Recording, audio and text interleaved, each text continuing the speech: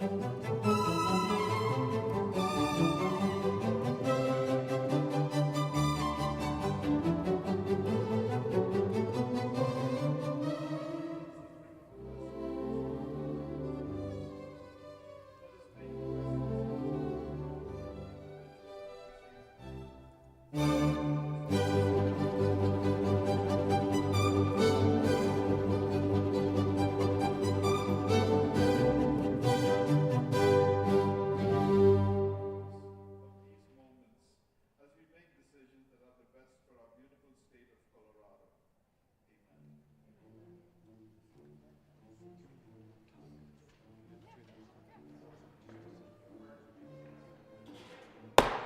Senate will come to order.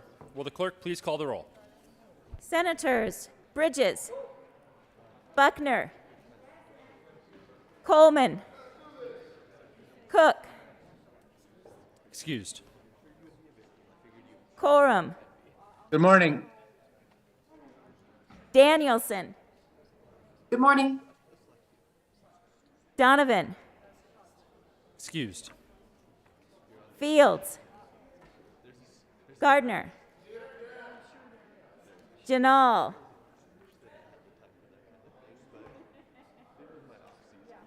Gonzalez, Hanson, Henriksen, Heisey,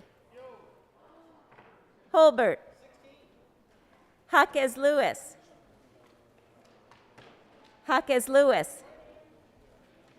Kirkmeyer, Kolker, Lee, Liston, Lundin, Moreno, Pedersen, Priola,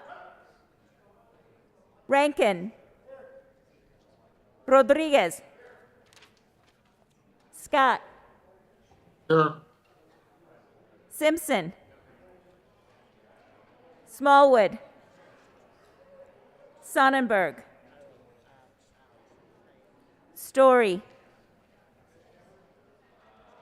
Excused. Winter,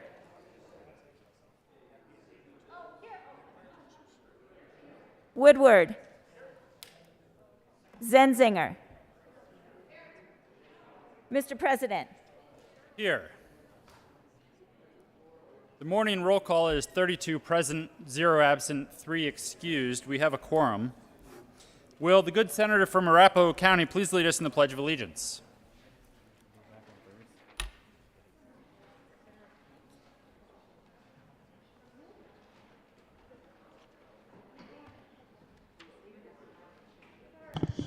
Colleagues, please join me in the pledge.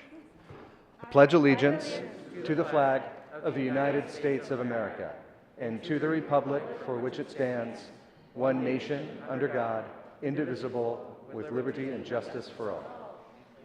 Approval of the journal, Senator Winter.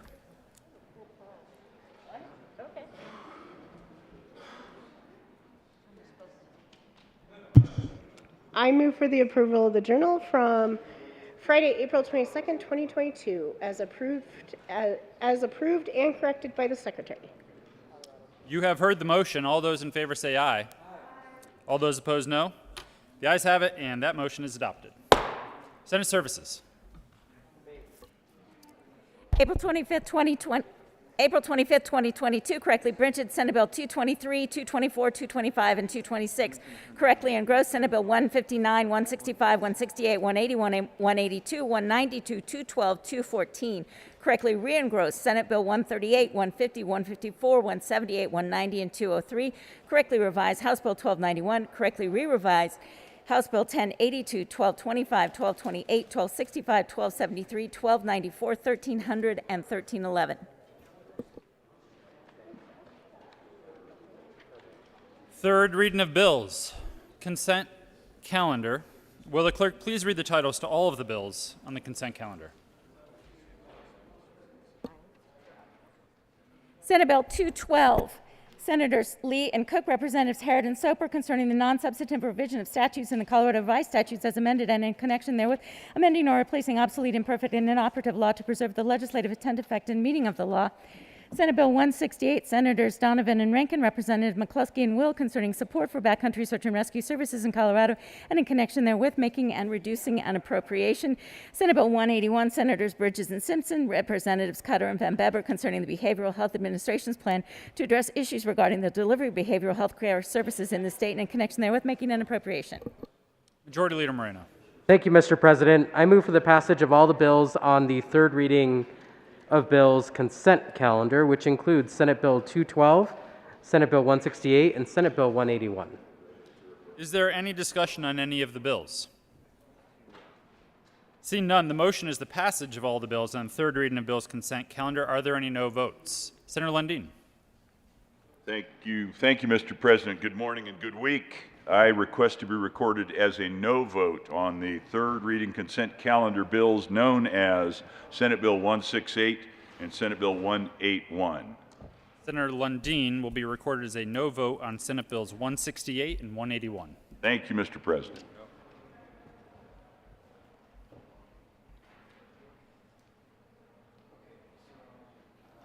With a vote of 32 ayes, 0 noes, 0 absent, 3 excused, Senate Bill 212 is passed.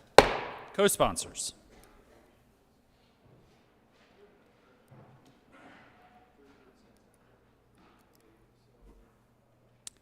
With a vote of 31 ayes, 1 no, 0 absent, 3 excused, Senate Bill 168 is passed. Co-sponsors. Senators Sonnenberg, Simpson, Jaquez Lewis, Henriksen, Majority Leader Moreno, Bridges, Danielson, Scott, Fields, Gonzalez, Buckner, Corum, Lee, Winter, Pedersen, Rodriguez, Janal,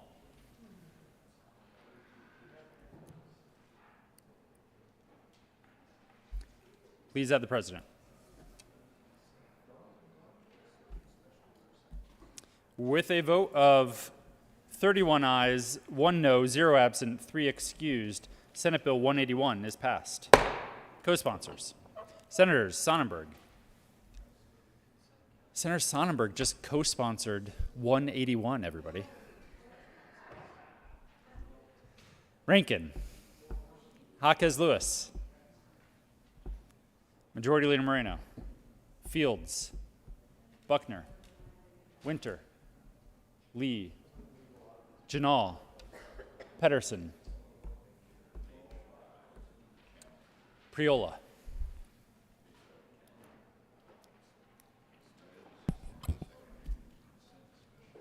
Please add the president. Please add Senator Gonzalez as a co-sponsor on Senate Bill 181.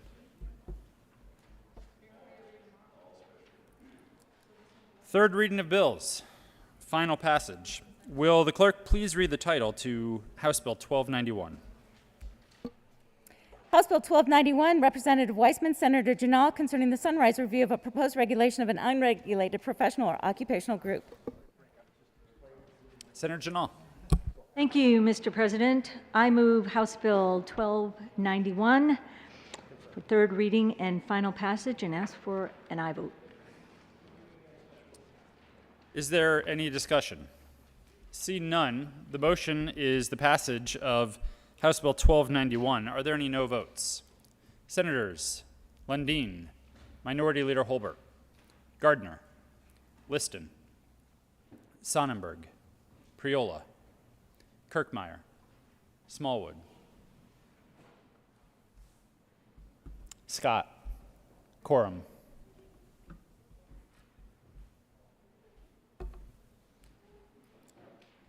with a vote, please add Senator Rankin as a no vote on House Bill 1291. With a vote of 21 ayes, 11 noes, 0 absent, 3 excused, House Bill 1291 is passed. Co-sponsors.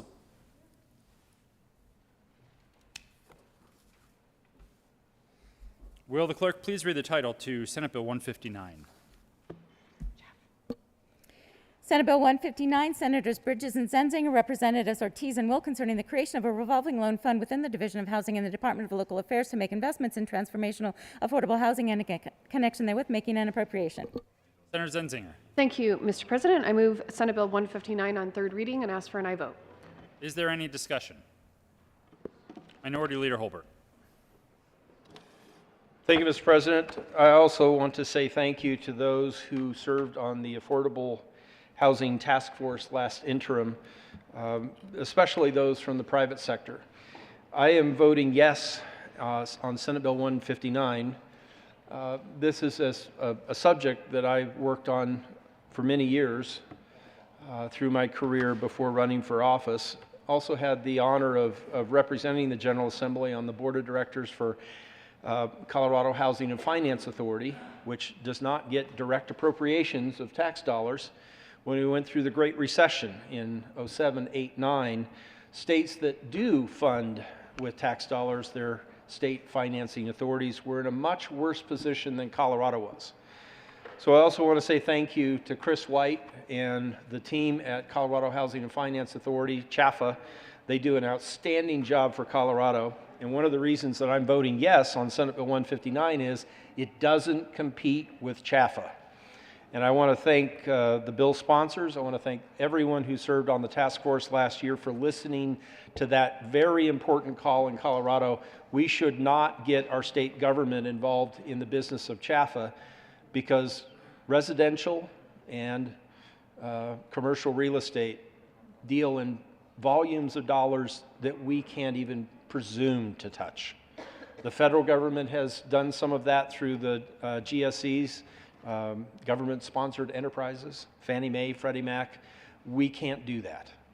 And we can sleep well at night as members of the General Assembly that the team at CHAFA do such an extraordinary job in meeting the needs of people in Colorado, first-time home buyers, people of low to moderate income, developers who transition housing from one state to another and make more housing available. Senate Bill 159 accomplishes that. I understand that some may be opposed, but I will be a proud aye vote and will co-sponsor. So thank you to the sponsors. Thank you, Mr. President.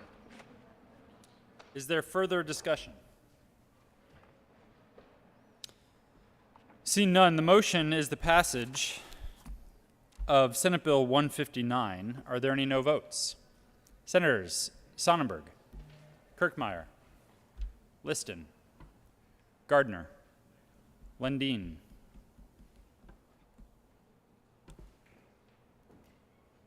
Smallwood. With a vote of 26 ayes, 6 noes, 0 absent, 3 excused, Senate Bill 159 is passed. Co-sponsors.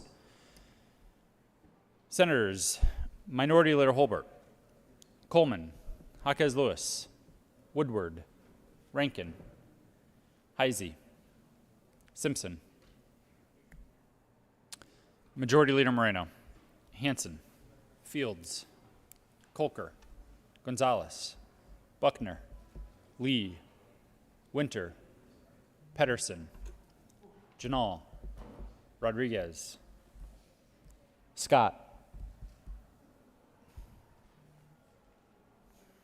Please add the president. Will the clerk please read the title to Senate Bill 165?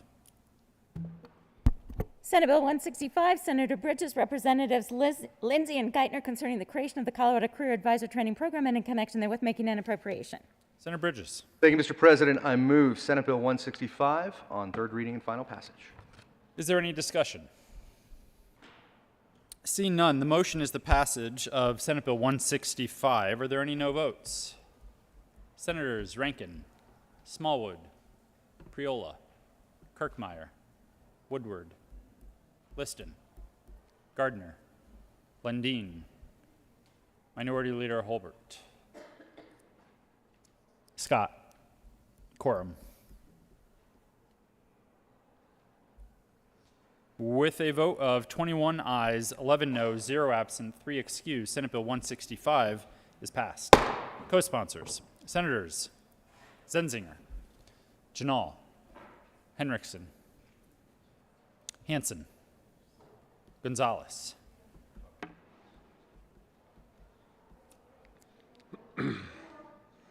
Jaquez Lewis. Majority Leader Moreno. Fields. Buckner. Winter. Pedersen. Please add the president. Will the clerk please read the title to Senate Bill 182? Senate Bill 182, Senators Hansen and Quorum, Representative Doherty and Lindsay, concerning measures to address economic mobility for Coloradans and in connection therewith creating the Economic Mobility Program within the Department of Public Health and Environment and authorizing the Department of Higher Education to contract for the use of an online platform to assist students with accessing benefits, public benefits, and making an appropriation. Senator Hansen. Thank you, Mr. President. I move for the passage of Senate Bill 182 on third reading and final passage. Is there any discussion? The motion is for the passage of Senate Bill 182. Are there any no votes? Senators Sonnenberg, Smallwood, Liston, Gardner, Heisey, Kirkmeyer, Woodward, Lundin, Scott, Simpson, Rankin. With a vote of 21 ayes, 11 noes, 0 absent, 3 excused, Senate Bill 182 is passed. Co-sponsors, Senators Jaquez Lewis, Bridges, Zenzinger, Majority Leader Moreno, Henriksen, Fields, Gonzalez, Buckner, Lee, Winter, Pedersen, Janal, Rodriguez,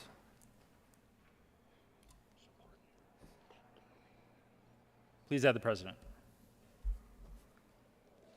Will the clerk please read the title to Senate Bill 192? Senate Bill 192 by Senators Zenzinger and Simpson, Representatives Esgar and Catlin, concerning the creation of opportunities for credential attainment and in connection therewith making an appropriation. Senator Zenzinger. Thank you, Mr. President. I move Senate Bill 192 on third reading and ask for an aye vote. Is there any discussion? Seeing none, the motion is for the passage of Senate Bill 192. Are there any no votes? Senators Sonnenberg, Minority Leader Holbert, Gardner, Lundin, Liston, Smallwood, Woodward, Scott. With a vote of 24 ayes, 8 noes, 0 absent, 3 excused, Senate Bill 192 is passed. Co-sponsors, Senators Bridges, Jaquez Lewis, Rankin, Rodriguez, Henriksen, Gonzalez, Majority Leader Moreno, Fields, Janal, Buckner, Pedersen, Winter, Lee,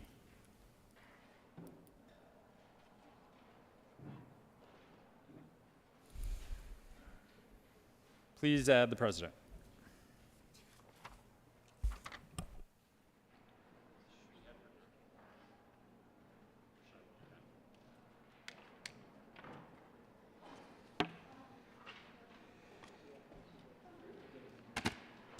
Will the clerk please add Senator Story to the roll?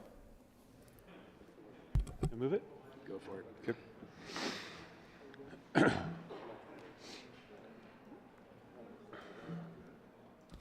Will the clerk please read the title to Senate Bill 214? Senate Bill 214, Senators Hansen and Rankin, Representative McCluskey, concerning a transfer from the general fund to the parapayment cash fund. Senator Hansen. Thank you, Mr. President. I move for the passage of Senate Bill 214 on third reading and final passage. Is there any discussion? Senator Lundin. Thank you very much, Mr. President, and to the bill sponsors, which is the JBC. Just wanting to catch up. Whenever we say para, it tends to be 100 million, 200 million. These are big dollars we're moving. This is $198 million. During COVID, we took a time out. We owed Para. The General Assembly had said, taxpayers had agreed that we owed Para $220 million, and we took a pass on that. It's my understanding that's been paid. This is additional money. I'm just wanting to catch up on what the general ledger looks like on our interactions with Para and what the intent of 214 is. Thank you, Mr. President. Senator Hansen. Thank you very much, Mr. President, and happy to discuss those topics, and I think really relevant for this bill. To be clear, the bill refills the cash fund. So we have a commitment, as you know, from Senate Bill 200 for approximately $225 million total. That nets out to about 195 after you get the money that's put in directly from some of the departments in the state government. And so we've met that commitment in this long bill that is about to be signed today and into law. But we used the cash fund that we're now refilling with this bill. It was at 380 when we started the year. We used 195. We're now going to refill that with Senate Bill 214. That then gives us the option of appropriating from that cash fund for Para. To your question about previous years, we have not done a makeup payment for 2020, but this cash fund now is available for different considerations, different ideas for an additional transfer to Para on top of what we've already done this year. So that's what we're setting ourselves up for with Senate Bill 214 is optionality on how we can make further transfers to Para to make sure that we're meeting our commitments under Senate Bill 200. Senator Rankin. And just to be clear, those future payments are not in this bill. This bill simply gives us the option going forward by refilling the cash fund to $380 million. Senator Lundin. Thank you very much, Mr. President. And then, as a refresher course for all of us, there are certain triggers that would say the taxpayers, the general fund, needs to contribute to Para. Generally, the participants in the program, in the Para program, need to step up and potentially have a rate increase and so forth. What are the triggers that would say, since we have the optionality of Senate Bill 214, it's a cash fund reserve sitting out there, what are the triggers that would say now we go get that cash and roll it over into Para? Senator Hansen. Thank you, Mr. President. So to the good senator from Monument, the triggers that you're discussing, I think, are the auto-adjust provisions that we put in Senate Bill 200. And you're absolutely right. Auto-adjust applies both to the employer, state of Colorado and others, and the employees across all the divisions that are inside Para. That continues as planned with Senate Bill 200. The triggers on the other side, which is the commitment we made in Senate Bill 200 in previous years, that's what we're evaluating right now, is do we take this cash fund and send it over now, send it over in whole or in part to meet the various commitments that we've made in the previous discussion. So that's really the heart and soul of Senate Bill 214, is to give us the option to do that, and then we're going to have a follow-up discussion in the next couple of weeks of how we do that. Senator Lundin, we are on thirds. Oh, shoot, that's right. Well, I'm in my first 10 minutes then, clearly. You have already spoken twice, I believe. So the rules say that you will not be able to speak more than twice, no matter how short those moments are. I understand.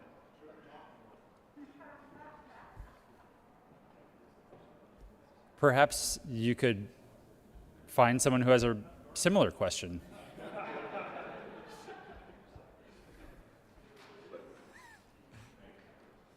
Or even better. Any further discussion? The motion is for the passage of Senate Bill 214. Are there any no votes?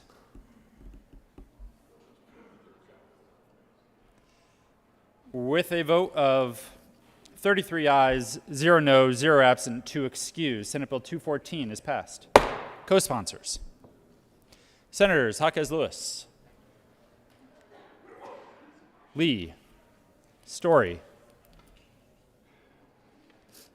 Gonzalez, Buckner, Zenzinger, Janal, Winter, Pedersen, Kolker, Henriksen, Rodriguez, Priola. Please add the president.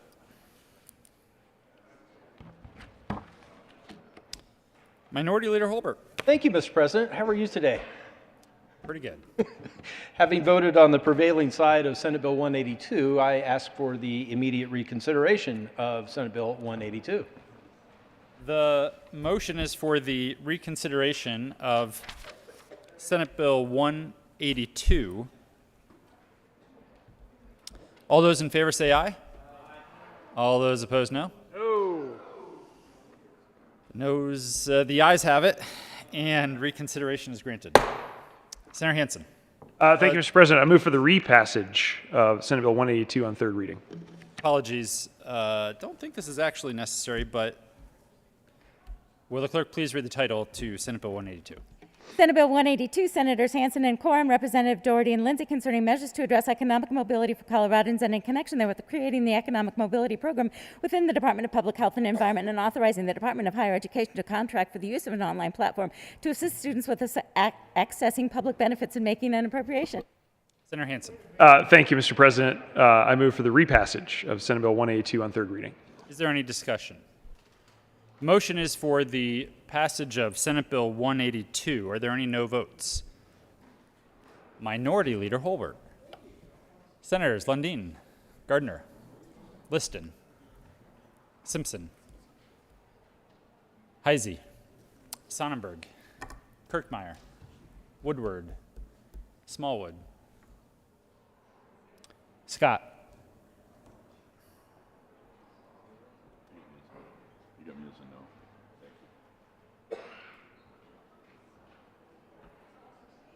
any other no votes? Senate Bill 182. Woodward.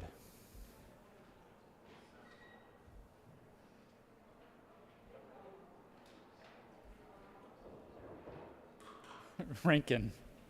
If you don't get it right this time, it could be trouble.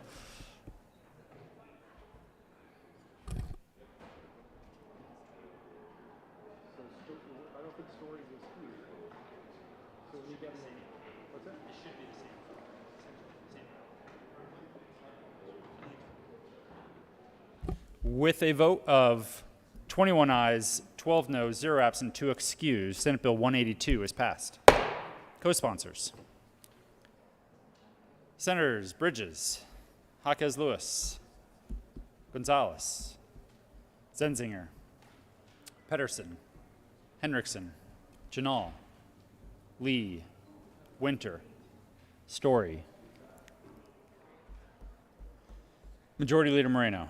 Fields, Buckner.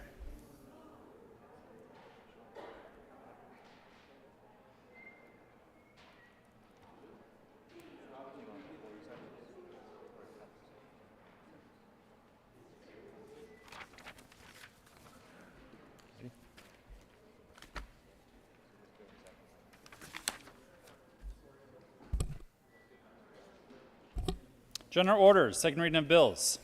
Senator Henriksen.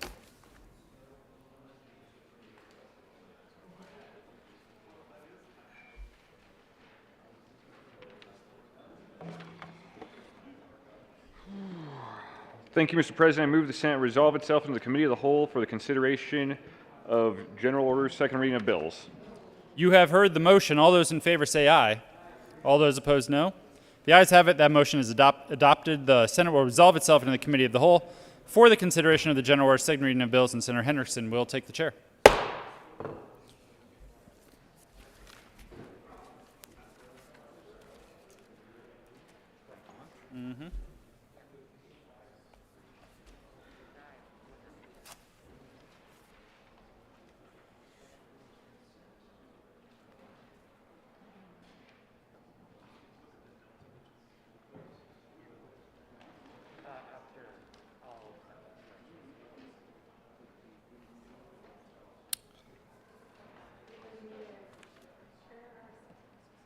The committee will come to order and the court rule is relaxed. Will the clerk please read the title to House Bill 1157? House Bill 1157, Representatives McCormick and Tatone, Senator Hawkins Lewis, concerning the utilization of demographic health data by the Department of Public Health and Environment to address health inequities and in connection therewith making an appropriation. Senator Hawkins Lewis. Thank you, Mr. Chair. I move House Bill 1157, and I do have an amendment. There is an amendment at the desk. Will the clerk please read Amendment L10 to House Bill 1157? Amendment L10 by Senator Hawkins Lewis. Senator Hawkins Lewis. Thank you, Mr. Chair. This amendment is requested language from the department so that we can be in compliance of federal law. And I move the amendment, L010. The motion is the adoption of the amendment L010. Is there any further discussion?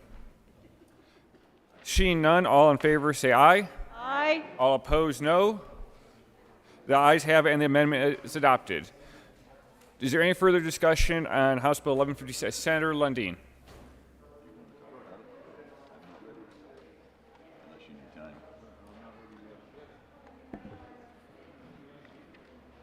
Go ahead, Senator Lundin. Mr. Chair, thank you very much. Interesting bill. We live in a time where lots of folks are very concerned about big tech, technology companies having more and more and more information, either voluntarily or cleverly collected about us. This is a bill where big government is very cleverly collecting a lot more information. And for the purposes of what? Managing our lives better for us. Defining who we as a people and how we as a people may be better served, quite frankly, in its better angels, or better controlled in its more challenging angels by the health apparatus of state government. I think that this is an interesting bill. It's one of those where it seems innocuous on its face. It's just about the collection and management of voluntarily provided information. The trap we all fall into is so much of what we do in our interactions now with government or business is defining of who we are because of the way the technology gathers information about us. It's truly an interesting thing, the way somebody can begin to predict and understand who you are and what you may want to do and what you may choose to do, just by virtue of how quickly you move through the fields of technology that you're dealing with in your interaction with either business or government.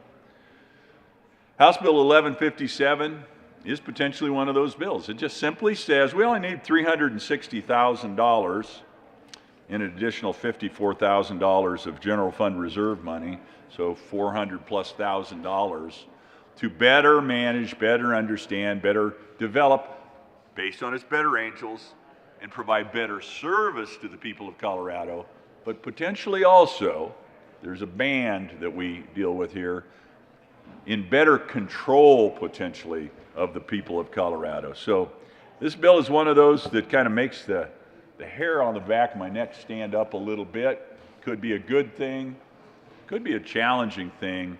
You have to manage, I think, sometimes when you're dealing with broad, big, permanent government laws, black letters on the white pages and the red books that control our lives. You have to be careful for what the most negative potential outcome might be. I think 1157 opens the door to that. Thank you, Mr. Chair. Is there any further discussion? Seeing none, the motion for passage of Thank you.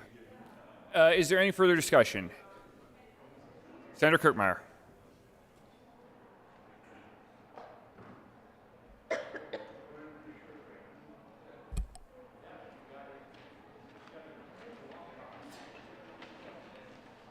Thank you, Mr. Chair.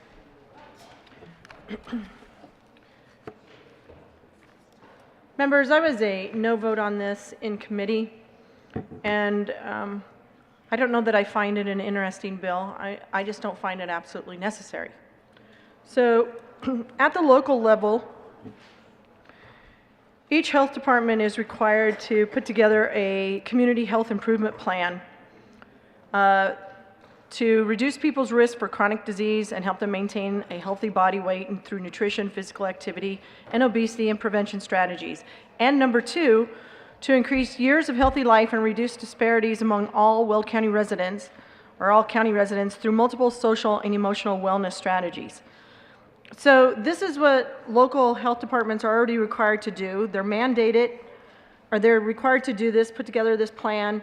It's tied back to their per capita funding, that they have to have this plan in place. They go through within their community and work with non-for-profits, other community like-minded folks to come up and do a community assessment and come up with their own plan. So in committee, when I asked the question about of the experts that were there testifying, one of them was the former director of the state health department, that if he felt that the communities weren't collecting the right data, he would not really answer my question, because essentially they are collecting the right data specific to their community, which is what we want. We want this to be collected at the local area, at the local level, so that they are defining what needs to be done in their community, what the disparities are specifically to their community, and how they would use their per capita funding or other funding that they receive from the state related to this community assessment plan. When I asked if the local health departments now would be mandated to collect data that the state deems reasonable or deems that is necessary, the answer was yes. So here we are putting another mandate out there when we already have local communities collecting this information, collecting the information that's important to their community, using that information to do assessments and to reduce health disparities within their counties and within their health districts. That's already happening. So what I'm concerned about is we're going to have data collected at a statewide level that'll look like more of kind of a one-size-fits-all, or what the state deems best, instead of what's necessary for at the local level and what's determined in the local community. And that will end up with issues with regard to funding and how funding occurs throughout the state. So on the one hand, we tell local governments, local health departments, go out and do your own community assessment plan. Determine what the disparities are. Determine what the community needs are to reduce those health disparities. Really address what the concerns are in your community, the community health improvement plans, what the health status is, what the behaviors, concerns, and needs of the residents are at the local level. Instead, we're going to have the state start collecting this information and this data, or maybe some different information that doesn't necessarily apply to all districts throughout the state, through all local communities throughout the state, and then mandate them that they collect kind of the same data. It doesn't make sense. If they're going to collect it at the local level, there's really no need for us to be collecting it at the state level, one. And they can already ask or work with, and they do work with to some extent, the local health departments to collect data. So they could already be suggesting this. They don't need to get another $360,000 to do whatever. And here's the other thing that I just really didn't understand in this bill, and I wish I would have asked this question in committee, but I'm going to ask it here. Beginning July 1 of 2023, the bill would require each state agency represented on the Health Equity Commission to provide a supplemental report that includes progress made by the Commission to address the social determinants of health and the strategies used to address health disparities for any report that does not include complete recording on the demographic elements. Does anyone know what that means? Because I have no clue what that really means, or who's going to be doing what, or why they're even going to be doing it, and why we have state agencies doing this when, again, it's best if we're doing it at the local level. But again, that is language that is in the bill, starting on page 5, line 11, and I would really like to know, what the heck does that mean? What kind of data would they be expecting the other state agencies who are on the Health Equity Commission to provide in a supplemental report, which is supposed to include progress made by the Commission? I'm not sure what progress the Commission is going to make to address social determinants of health when all they're doing is collecting data, and this really is at the local level. So I'm not sure what that is. It just looks like make work and a bunch of just, I don't know, language. Maybe I could get an answer. Thank you very much. Seeing no further discussion, the motion before the body is the passage of House Bill 1157. All in favor say aye. Aye. All opposed, no. The ayes have it, and the bill is adopted. Will the clerk please read the title to House Bill 1232? House Bill 1232, Representatives Valdez and Tatone, Senator Gonzalez, concerning the continuation of the regulation of persons in connection with the control of asbestos and in connection therewith, implementing the recommendations of the Department of Regulatory Agencies contained in the 2021 Sunset Report. Senator Gonzalez. Thank you, Mr. Chair. Colleagues, I move House Bill 1232 on second reading and along with the associated Finance Committee report. To the Finance Committee report. Senator Gonzalez. Thank you, Mr. Chair. We made a few amendments to streamline and clarify the bill, and I ask for an aye vote. Is there any discussion on the committee report? Seeing none, the motion is the adoption of the Finance Committee report. All in favor say aye. Aye. All opposed, no. The ayes have it, and the committee report is adopted. To the bill. Senator Lundeen. Thank you very much, Mr. Chair. So I'm working through the bill fairly quickly here and not dead certain based on the fact I'm looking at the re-engrossed bill whether I've got this right or not. So this will come in the form of a vigorous question, but it may in fact need redirection. Summary on the bill says removes limits on the ability of the Air Quality Control Commission to promulgate rules more stringent than the standards set forth in the Federal Occupational Safety and Health Act. That's OSHA, we're all familiar with that, and federal regulations promulgated pursuant to OSHA. I'm just curious, it is in fact, should this bill pass, does this put us in a situation where we are claiming that the Air Quality Board is smarter, better, more able, and more supreme than the federal government, specifically OSHA? This is on re-engrossed. Second bullet.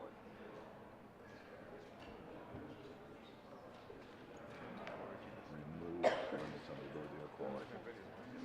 Basically makes the Air Quality Commission superior to OSHA. How do you deal with that?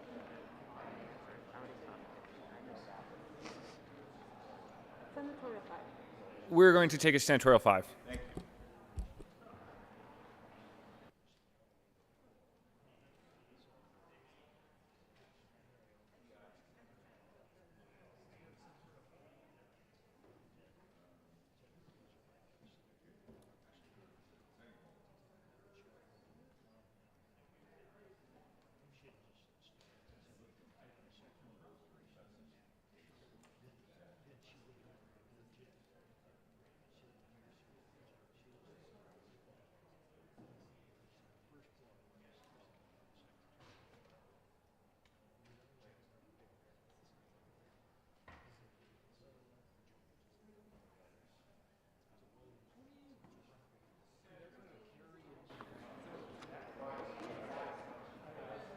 Senator Gonzalez.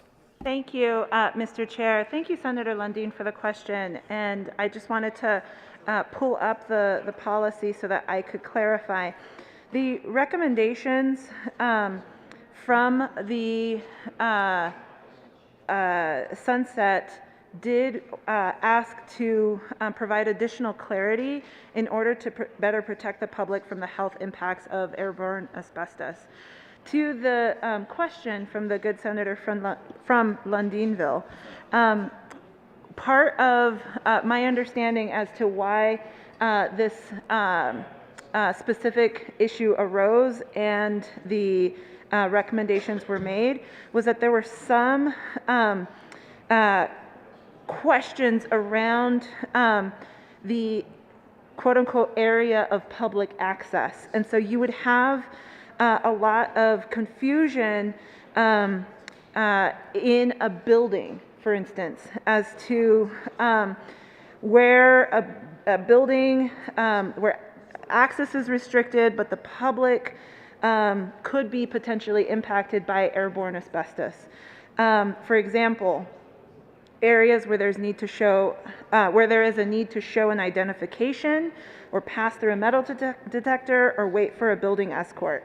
And those types of issues arise in places like child care centers, hospitals, and airports. And so the indoor air quality program had always required permits for those secured public buildings.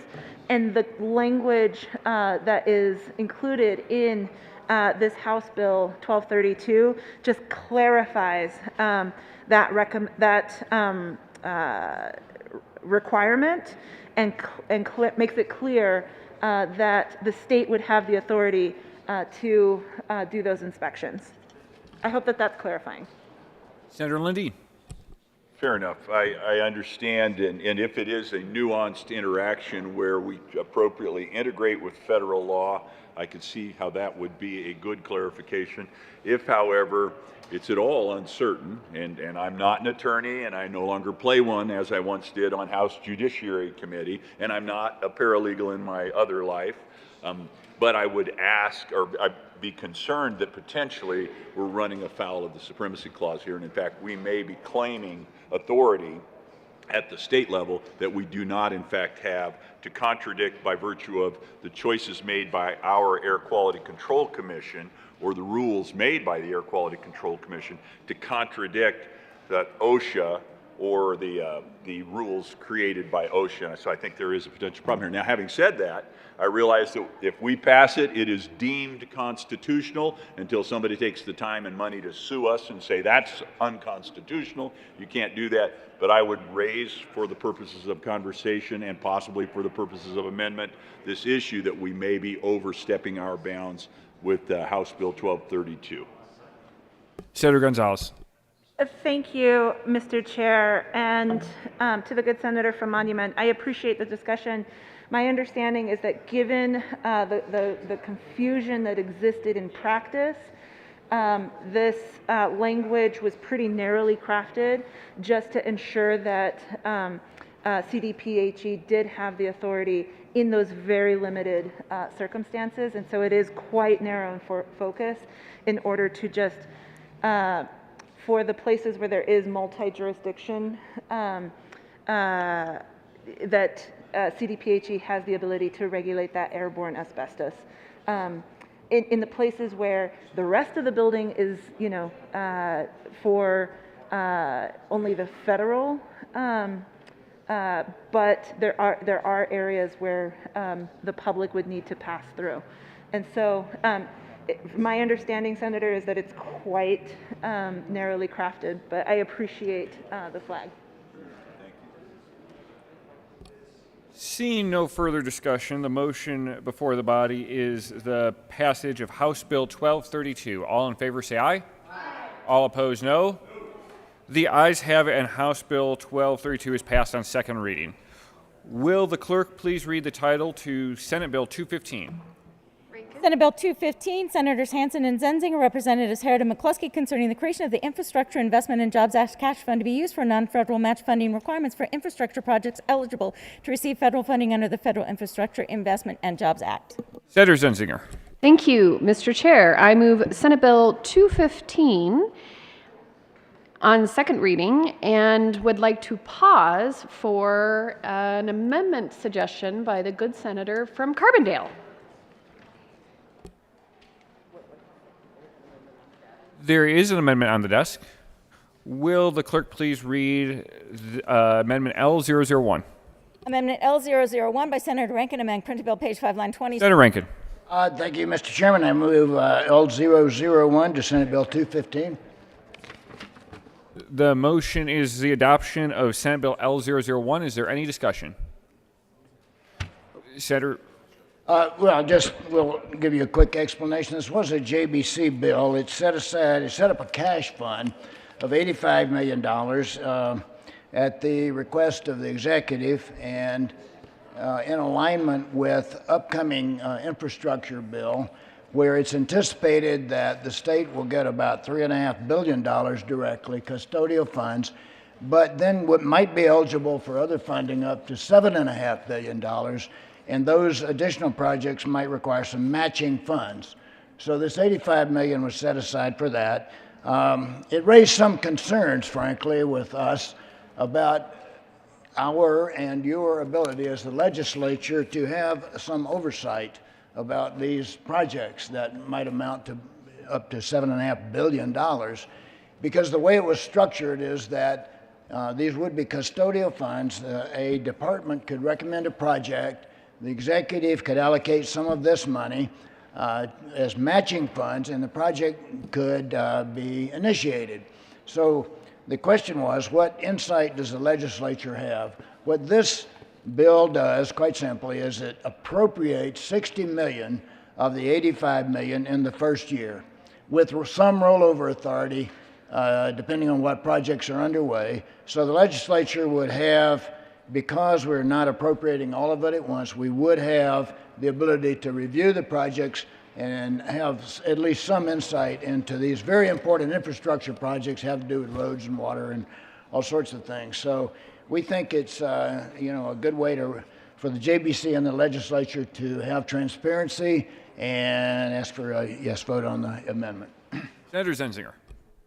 Thank you, Mr. Chair. And members, we view this obviously as a friendly amendment. We want to thank OSPB and also some folks outside of the building, in particular the Colorado Municipal League, for bringing this to our attention. We did have a really good discussion during committee about how we might be able to elevate the legislature's voice with regard to these custodial funds, and then also just the potential to bring down literally billions with a capital B into our state. We see as very advantageous, and we appreciate the good senator from Carbondale working so diligently on this amendment, and I would ask for an aye vote on this amendment. Thank you. Senator Lundy. Thank you very much, Mr. Chairman. Reading from the fiscal note, and this does speak to the amendment. And has the amendment been offered? Are we on the amendment here? Yes, Senator. Thank you very much. So this speaks directly to the amendment.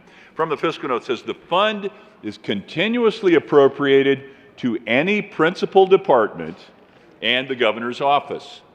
Wow, breathtaking authority. Millions and tens of millions and hundreds of millions, in this current circumstance, up to billions of dollars, continuously appropriated to a principal department or the governor's office. Could the good folks from the JBC help a mere minion, a mere senator who would sit at your feet and seek to learn about how this happens, what this means to have continuous appropriating authority over these millions and tens of millions, hundreds of millions, and billions of dollars. Continuous appropriation. I want to sit at your feet. I see Senator Rankin is offering that fireside chat. Thank you, Mr. Chairman. Well, this is a hot topic this year in appropriations, and on behalf of the legislature, our job, fiduciary representatives of the legislature, we've been talking a lot about continuous appropriation. I believe it's completely a bipartisan concern, and I know it is, because we've discussed in appropriations what that means. And what we are trying to do with the help of the JBC staff is on every bill, we're trying to clarify what the appropriation looks like. So here, what's a continuous appropriation? It means that we appropriate money. And this year, we're appropriating, if you think about it, a lot of money. State one-time money, ARPA one-time money, and should we just appropriate into large cash funds and then never see those again? That's exactly what continuous appropriation does. It allows the departments, whoever the money is appropriated to spend it without coming back and asking for appropriation the next year. Annual appropriation requires a review every year. We do actually annually appropriate about 1,000 line items. You don't see them all. We just bring to you the ones that have decision items that add new money, but we literally are looking at those every year, and our staff goes through them. Quite often, the JBC staff will say, this is an annual appropriation, we recommend this change, either an increase or decrease outside of it. So annual appropriation is the way that we, the JBC, on behalf of the legislature, actually review the budget year to year. So what we've been looking at this year, particularly with all this one-time money, is whether or not we have transparency, whether or not we can actually review what the state departments are doing. So that's the difference between continuous and annual appropriation. This really is what it says. We either give it to them and we never see it again, or we look at it annually. So this amendment takes that language out of the bill and substitutes this approach that I outlined for you, $60 million. So that means that to spend the additional dollars, $25 million, the executive has to come back next year and request that additional money. And at that time, we will review how the 60 was spent. Senator Lundy. Thank you very much, Mr. Chair. So, to be clear, I am supportive of this amendment L001 because it is a conversion from this idea of continuous to accountable. I like the concept of government needing to come back to the representatives of the people on a perpetual basis. That's what should be happening continuously, is the engagement and interaction with representatives of the people saying, yes, we're willing to spend this money in that way for that purpose, as opposed to the government continuously being able to do what it darn well pleases. So Amendment L001 to 215 is a very good amendment, and I urge your support of the amendment. Thank you, Mr. Chair. Seeing no further discussion, the motion is the adoption of Amendment L001. All in favor, say aye. Aye. All opposed, no. The ayes have it, and the amendment is adopted. To the bill. Seeing no further discussion, the motion before the body is the adoption of Senate Bill 215. All in favor, say aye. Aye. All opposed, no. The ayes have it, and the bill is adopted. Will the clerk please read the title to House Bill 1155? House Bill 1150. Majority Leader Moreno. Thank you, Mr. Chair. I move to lay over House Bill 1155 to tomorrow, Tuesday, April 26th. The motion before the body is to lay over House Bill 1155. All in favor, say aye. All opposed, no. The ayes have it, and 1155 is laid over until tomorrow. Will the clerk please read the title to House Concurrent Resolution 1005? House Concurrent Resolution 1005, Representatives Wiseman and Van Winkle, Senators Gardner and Field submitting to the registered electors of the state of Colorado an amendment to the Colorado Constitution concerning judges of the newly created 23rd Judicial District, and in connection therewith directing the governor to designate judges from the 18th Judicial District to serve the remainder of their terms in the 23rd Judicial District, and requiring a judge so designated to establish residency within the 23rd Judicial District. Senator Gardner. Thank you, Mr. Chair, and thank you, Ms. Coleman, for taking a deep breath before reading that lengthy title. Members, this is a concurrent resolution for a constitutional change. It is not earth-shattering, however. It is just necessary. Some of you will recall that last year, I think it was, we voted to create a 23rd Judicial District in our state. We currently have 22. Because of population growth, the 18th Judicial District, which is now Arapahoe, Douglas, Lincoln, and Elbert, has grown to be really 2 in population, and so this would create a new judicial district for Douglas, Lincoln, and Elbert counties. The implementation of this requires some assigning of judges. The judges, as constitutional officers, have been appointed to the 18th Judicial District, and yet some will serve in the 23rd. And doing the split and working through that, right now we have about half the judges actually live in what will remain the 18th, and about half of them live in what will be the new 23rd, but we will need to ensure that we have the right split and so forth. This empowers the governor to do that. It's only for that purpose and only at this time. It's very important, and so we ask for an aye vote on concurrent resolution 1005. Senator Fields. Thank you, Mr. Chair, and the co-prime sponsor has really outlined the merits of the bill, and I too urge an aye vote on this bill. Minority Leader Holbert. Thank you, Mr. Chair. I rise in support of House Concurrent Resolution 5. I want to thank the good senator from Arapahoe County Years ago, when the idea of creating a new judicial district was first brought up, I believe she opposed it. Then the next year, she supported it. There were some changes.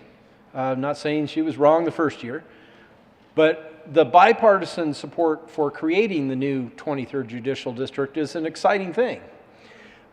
We have evolved as counties. We've grown differently over the decades. And being a senator or representative of Douglas County, I want to say thank you for the communication on the prior legislation that allowed this to start to move forward, and certainly support this concurrent resolution that will allow the appointing of judges appropriately as we move toward that next election. There's a topic that relates to this that I wanted to just bring up in case there's anyone watching or listening online. During COVID, I hear a member suggesting there might be billions watching, maybe not quite that many. But during COVID, the idea of Douglas County leaving Tri-County Health was contentious and sensational, and some became outraged over that. And when I had opportunity to talk with people about it, I said, well, wait a minute. I'm not an attorney like my good friend from El Paso County, but do courts make decisions and rulings, say in divorce cases, child custody cases that might involve a county health agency? And I would think the answer would be yes. Well, in just a couple of years, the people in Douglas County are going to be in a new judicial district. They'll be electing a new district attorney. Wouldn't it make sense to have a county health agency that no longer aligns with Arapahoe County, but aligns with Douglas County and possibly the other counties involved in the 23rd? And people, when they started to think through that, they're like, wow, well, yeah, it probably would make sense. And then I would bring up that our county commissioners in Douglas County were talking about leaving Tri-County long before COVID because of the new 23rd Judicial District. So is it the only reason to leave Tri-County? Does the county health agency drive the discussion between HCR 5? No. But they are related, and I think post the next election for district attorney, that the people of Douglas County might be largely unaware of the efficiencies, the common sense that would be involved in having a county health agency that's no longer aligned with Arapahoe County or Adams County, which isn't in the current judicial district, but a county health agency that would align with Douglas County that will be part of the new 23rd with Elbert and Lincoln County. So, Mr. Chair, thank you for your patience. I wandered a bit away from HCR 5, but I think that all of that insight is good for people who live in Douglas County or the current 18th or the future 23rd, the former existing Tri-County Health or the new Douglas County Health. I think all of that information is helpful. I think this all leads to better government for the people of the future 23rd Judicial District, and ask for your aye vote. Seeing no further discussion, the motion is the adoption of House Concurrent Resolution 1005. All in favor say aye. All opposed, no. The ayes have it, and the resolution is adopted.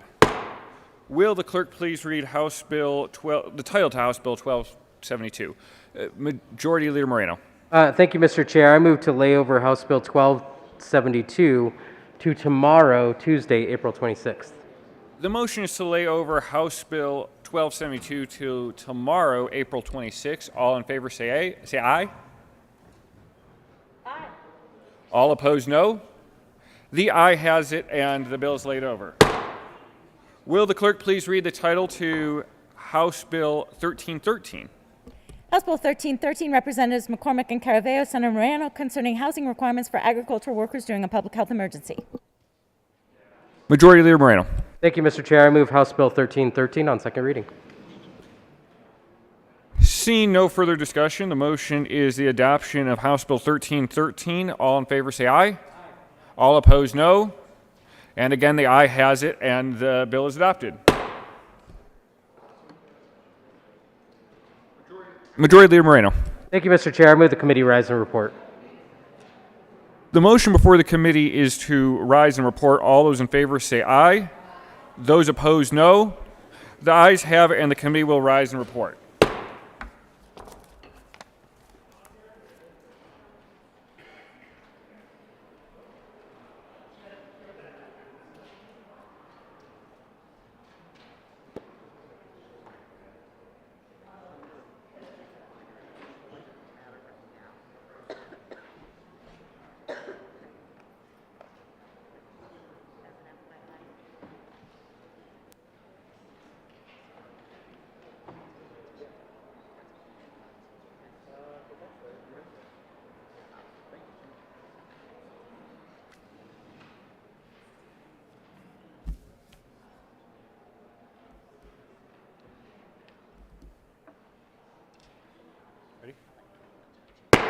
Senate will come to order. Senator Henriksen.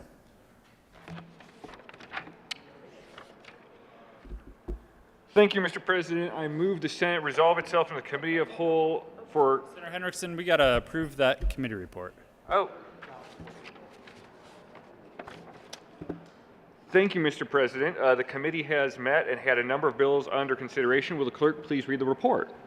Mr. President, your committee of the whole begs leave to report it has had under consideration the following attached bills, being the second reading thereof, and makes the following recommendations thereon. Senate Bill 215 is amended, passed on second reading in order, engrossed and placed on the calendar for third reading and final passage.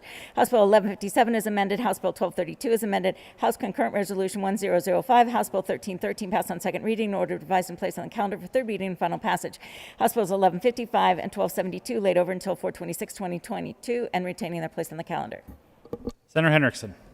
Thank you, Mr. President. I move for the adoption of the report. The motion is the adoption of the committee of the whole report. Are there any no votes? With a vote of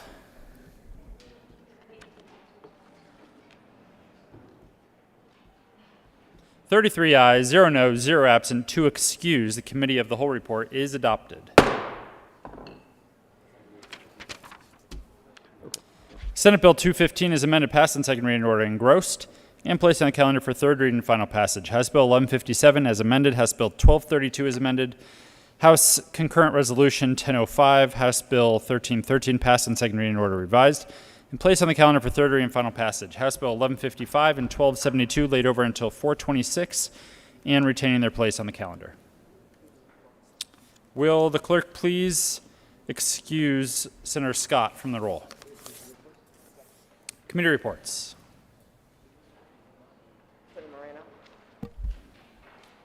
April 25th, 2022, Committee on Appropriations. After consideration on the merits, the committee recommends the following. House Bill 1003 be referred to the Committee of the Whole with favorable recommendation. House Bill 1103 be referred to the Committee of the Whole with favorable recommendation. House Bill 1154 be referred to the Committee of the Whole with favorable recommendation. House Bill 1210 be referred to the Committee of the Whole with favorable recommendation and with the recommendation that it be placed on the consent calendar. House Bill 1212 be referred to the Committee of the Whole with favorable recommendation. House Bill 1234 be referred to the Committee of the Whole with favorable recommendation. House Bill 1241 be referred to the Committee of the Whole with favorable recommendation. House Bill 1243 be referred to the Committee of the Whole with favorable recommendation. House Bill 1261 be referred to the Committee of the Whole with favorable recommendation and with a recommendation that it be placed on the consent calendar. House Bill 1263 be referred to the Committee of the Whole with favorable recommendation and with a recommendation that it be placed on the consent calendar. House Bill 1268 be referred to the Committee of the Whole with favorable recommendation and with a recommendation that it be placed on the consent calendar. House Bill 1298 be referred to the Committee of the Whole with favorable recommendation. House Bill 1299 be referred to the Committee of the Whole with favorable recommendation and with a recommendation that it be placed on the consent calendar. Majority Leader Moreno. Thank you, Mr. President. I move the Senate take up the following House bills. House Bill 1210, 1261, 1263, 1268, and 1299 on special orders consent calendar at the hour of 11:26 a.m. The motion is that the Senate take up House Bills 1210, 1261, 1263, 1268, and 1299 on special orders consent at the hour of 11:26 a.m. This requires a 2/3 majority. All those in favor say aye. Aye. All those opposed, no. The ayes have it. That motion is adopted. The Senate will take up the previously mentioned bills on special orders consent at the hour of 11:26 a.m. Special orders, second reading of bills, consent calendar. Senator Henriksen. Thank you, Mr. President. I move the Senate resolve itself into the Committee of the Whole for the consideration of special orders, second reading of bills, consent calendar. You have heard the motion. All those in favor say aye. Aye. All those opposed, no. The motion is adopted, and the Senate will resolve itself into the Committee of the Whole for the consideration of the special orders, second reading of bills, consent calendar, and Senator Henriksen will take the chair.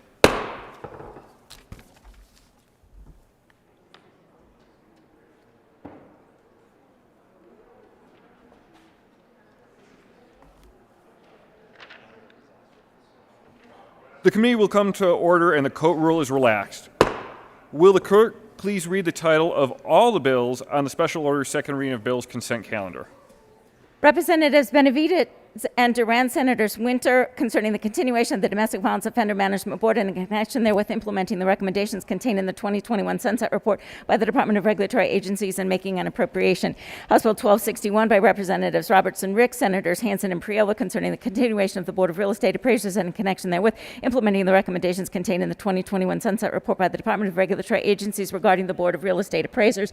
House Bill 1263, Representative Kennedy, Senator Buckner, concerning the continuation of licensing requirements for acupuncturists. House Bill 1268, Representatives Holtorf and Amabile, Senators Janal and Simpson, concerning the reporting of Medicaid reimbursement rates paid to mental health providers. House Bill 1299, Representative Young, Senators Colker and Fields, concerning a transfer from the General Fund to the Division of Professions and Occupations Cash Fund in the 2022-23 state fiscal year to facilitate fee relief for mental health professionals regulated by boards in the Department of Regulatory Agencies. Majority Leader Moreno.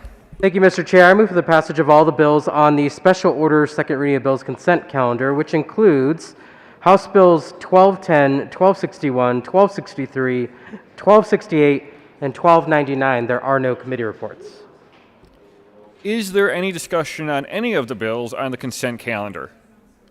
The motion before the body is the adoption of all the bills on special order second reading of bills consent calendar. All those in favor say aye. All those opposed, no. The ayes have it, and the bills are adopted.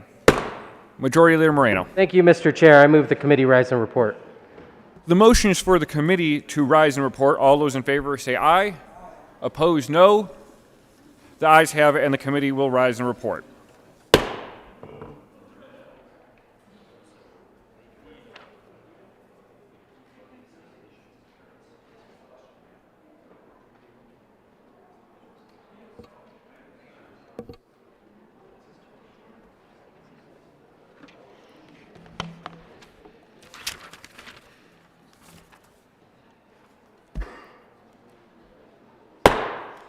The Senate will come to order. Senator Henriksen.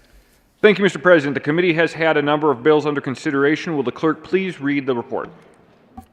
Mr. President, your committee of the whole begs leave to report it has had under consideration the following attached bills, being the second reading thereof, and makes the following recommendations thereon. House Bill 1210, House Bill 1261, House Bill 1263, House Bill 1268, House Bill 1299, passed on second reading and ordered revised and placed on the calendar for third reading and final passage. Senator Henriksen. Thank you, Mr. President. I move the report. The motion is the adoption of the committee of the whole report. Are there any no votes? With a vote of 32 ayes, 0 noes, 0 absent, 3 excused, the committee of the whole report is adopted. House Bill 1210, 1261, 1263, 1268, 1299 passed on second reading and order revised and placed on the calendar for third reading and final passage. Majority Leader Moreno. Thank you, Mr. President. I move that the Senate take up the following bills: House Bill 1103, House Bill 1154, House Bill 1241, House Bill 1298, and Senate Bill 197 on special orders at the hour of 11:30 a.m. The motion is that the Senate take up House Bills 1103, 1154, 1241, 1298, and Senate Bill 197 on special orders at the hour of 11:30 a.m. This does require a two-thirds majority. All those in favor say aye. Aye. All those opposed, no. The ayes have it, and that motion is adopted. The Senate will take up House Bills 1103, 1154, 1241, 1298, and Senate Bill 197 on special orders at the hour of 11:30 a.m. Special orders. Second reading of bills. Senator Henriksen. Thank you, Mr. President. I move the Senate resolve itself into the committee of the whole for the consideration of special orders, second reading of bills. You have heard the motion. All those in favor say aye. All those opposed, no. The motion is adopted, and the Senate will resolve itself into the committee of the whole for the consideration of the special orders, second reading of bills, and Senator Henriksen will take the chair.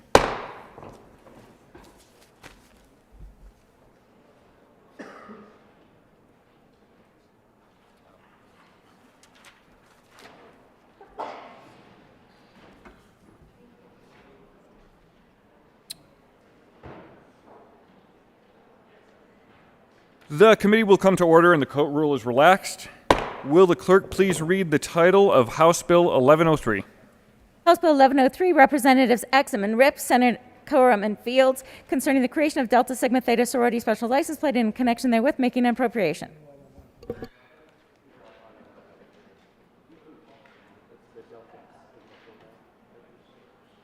Good morning. Oh, sorry, Senator Quorum. Yes, thank you. I would move the bill. The motion is the adoption of House Bill 1103. Is there any further discussion? Seeing none, all in favor say aye. Aye. All opposed, no. The ayes have it, and the bill is adopted. Will the clerk please read the title to House Bill 1154? House Bill 1154, Representatives McLaughlin and Valdez D. Senator Quorum concerning the creation of a Colorado Rotary license plate and in connection therewith making an appropriation. Senator Quorum. Once again, I move the bill 1103. Is there any discussion on the bill? Seeing none, the motion is for the adoption of House Bill 1154. All in favor say aye. All opposed, no. The ayes have it, and House Bill 1154 is adopted. Will the clerk please read the title to House Bill 1241? House Bill 1241 by Representative Byrd and Senator Lee concerning creation of a court-appointed special advocate's special license plate and in connection therewith making an appropriation. Senator Lee. Thank you, Mr. Chair. I move House Bill 1241. Is there any discussion on House Bill 1241? Seeing none, the motion before the body is adoption of House Bill 1241. All in favor say aye. Aye. All opposed, no. The ayes have it, and House Bill 1241 is adopted. Will the clerk please read the title to House Bill 1298? House Bill 1298, Representative Mullica, Senator Huckes, Lewis, and Hendrickson concerning the transfer from the general fund to the Division of Professions and Occupations cash fund in the 2022-23 state fiscal year to facilitate fee relief for healthcare providers regulated by the State Board of Nursing. Senator Huckes, Lewis. Thank you, Mr. Chair. I move House Bill 1298, and I thank you for joining me as a prime sponsor. And thank you for ushering it through seconds unassisted. Is there any discussion on House Bill 1298? Senator Lundeen. Thank you very much, Mr. Chair and co-prime sponsor of this particular bill. I would ask the sponsors, and I guess the sponsor in the well is more likely to be able to answer, is this COVID specific? What's driving this? It's a $11-12 million fee relief bill. And I'm just curious why this is happening, where this is coming from, what the motivations, well, you know, the positive motivations for this bill may be. Senator Huckes, Lewis. Thank you, Mr. Chair. I think probably everyone in this chamber knows, how difficult it's been for frontline essential medical professionals during COVID. So yes, the answer is yes. It's being driven by everything that was associated with dealing with COVID, from lack of PPE in the beginning to not knowing if they were going to be infected themselves, losing family members, all of it. So it's a very good question. Thank you. Senator Lundy. Thank you very much, Mr. Chair. I think we are entering into a legislative season right now where we're going to be considering relief on any number of fees. We're all feeling economic pressure. The cost of living in Colorado is just running away from the people of Colorado. Professional licensing, $12 million that this bill would provide for, is one element of that. I think this is happening over and over again. The question I would ask, as we're trying to address and engage with some of these things, maybe there are some of these fees that government has chosen over time to put upon individuals that we should just permanently provide the relief from, not just let it be a response, a one-time or a temporary response, but perhaps this is something where we should permanently make relief a part of the equation. And I would ask if the sponsor has a perspective on that, and we may in fact have an opportunity to discuss this more completely. Senator Huckes, Lewis. Thank you, Mr. Chair. It's an interesting question when you're dealing with the realm of medical professionals. The fee actually goes to maintaining everything that's associated with medical professionals, making sure they get continuing education, making sure that we are offering programs that will educate our healthcare workers. This bill is really almost the littlest thing that we could do to offer nurses, because, and the other reason why it's important this time as a temporary relief is because we have a huge shortage of nurses right now, and you're going to see initiatives and other measures to try to help us increase healthcare workers, because as we look at what we're faced going forward with Colorado, we do not have enough healthcare workers. So this is another way to offer them something to ease what they've been through for the last 2.5 years. Senator Lundin. Thank you very much, Mr. Chair. I think this is interesting, that this is one of those leverage points. This is one of those critical elements in our society where we all seek to have access to health care. I mean, life, liberty, and the pursuit of happiness. The life piece can be at question at times, and we need the support of medical professionals to help us. Nurses are among them. I'm glad to have been, a couple of years ago, a co-prime sponsor with the senator from Aurora. We brought a bill that expanded access to the Bachelor of Science in Nursing in an effort to address the shortage we have of nurses who happen to be the person who's at our bedside most often when we're in a life crisis or a health crisis, and they are there for us. Providing support for those individuals who provide this key element of support in our pursuit of life is so critically important. Do we have an amendment? I think we're getting close to having an amendment. And at some point when the amendment perhaps falls from the heavens as if manna upon the grasses of Colorado, I would move the amendment, but I will wait to that appropriate moment to do so. There is an amendment on the desk. Will the clerk please read Amendment L001? Amendment L001 by Senator Lundin, amend re-engross bill, page 2, line 8, strike A, page 3. Senator Lundin. 11. Thank you very much, Mr. Chair. I move Amendment L001 to House Bill 1298, and I would be eager to speak about this amendment if the chair so desires. Senator Lundin, go ahead and proceed. Let me continue on with this theme that we've been discussing slightly. This idea that we as government say we're here to help you, and then we kind of manage how we choose to help or not help. One of the places where we can actually help people is give them relief from the fees that we as government put upon them. Now this bill, 1298, says temporarily, one time, $12 million worth, we're going to give some temporary fee relief. The amendment says, you know what, if it's a good idea now, maybe it's a good idea tomorrow. Maybe it's a good idea permanently. Maybe we should provide permanent fee relief for these individuals. So what Amendment L001 would do is exactly that. To say, nurses, the fees that they pay to get the education, the support, the licensing, the government imprimatur that we require of them in order to do that most precious thing that we need for them to do it. And that's to be at our bedside when we're ill, struggling and needing of support. That in fact, if a temporary relief from the fee is good, a permanent relief from the fee is better. And I have offered this amendment and urge your support of making this fee relief permanent in 1298 with Amendment L001. Thank you, Mr. Chair.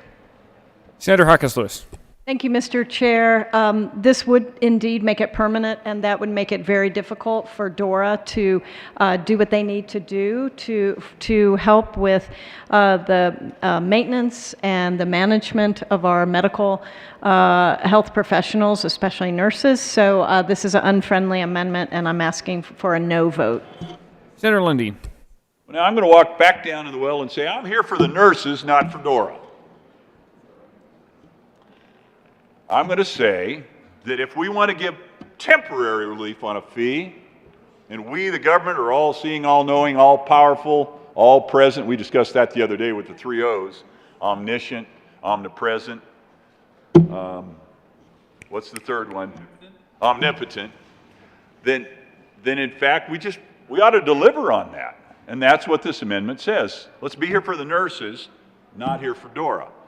Let's make this fee relief permanent. Thank you, Senator Lundin, for reminding me of my Sunday school teachings. The motion before the body is the adoption of L001. All in favor say aye. Aye. All opposed, no. No. The noes have it, and amendment L001 is lost. To the bill. Senator Smallwood. Thank you, Mr. Chair. So, you know, this is an interesting bill, and it obviously puts folks in a tough situation, right? Because on what is hopefully and mercifully the tail end of a global pandemic and a subsequent recession, we talk in the legislative declaration about folks that have endured tremendous strain and have had tremendous challenges and struggling to remain in their jobs given stressful work environments. And colleagues, I couldn't agree more that nurses definitely, because this obviously addresses nurses, nurse aides, psychiatric technicians. But I think what we've heard today and what you've just learned is this is not financially sustainable.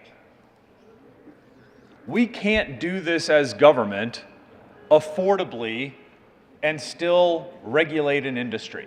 I think that's what we heard here at the well, is that to make this kind of concession long-term is impossible, fiscally speaking. And I think you got to then ask yourself, should we be doing it? And if we should be doing it, why are we limiting it to nurses? I would love to hear somebody come here and say, nurses have endured tremendous strain during the pandemic, but doctors have not. Nurse aides have endured tremendous strain, but other entrepreneurs, let's say, if you owned a yoga studio or a restaurant, you have not.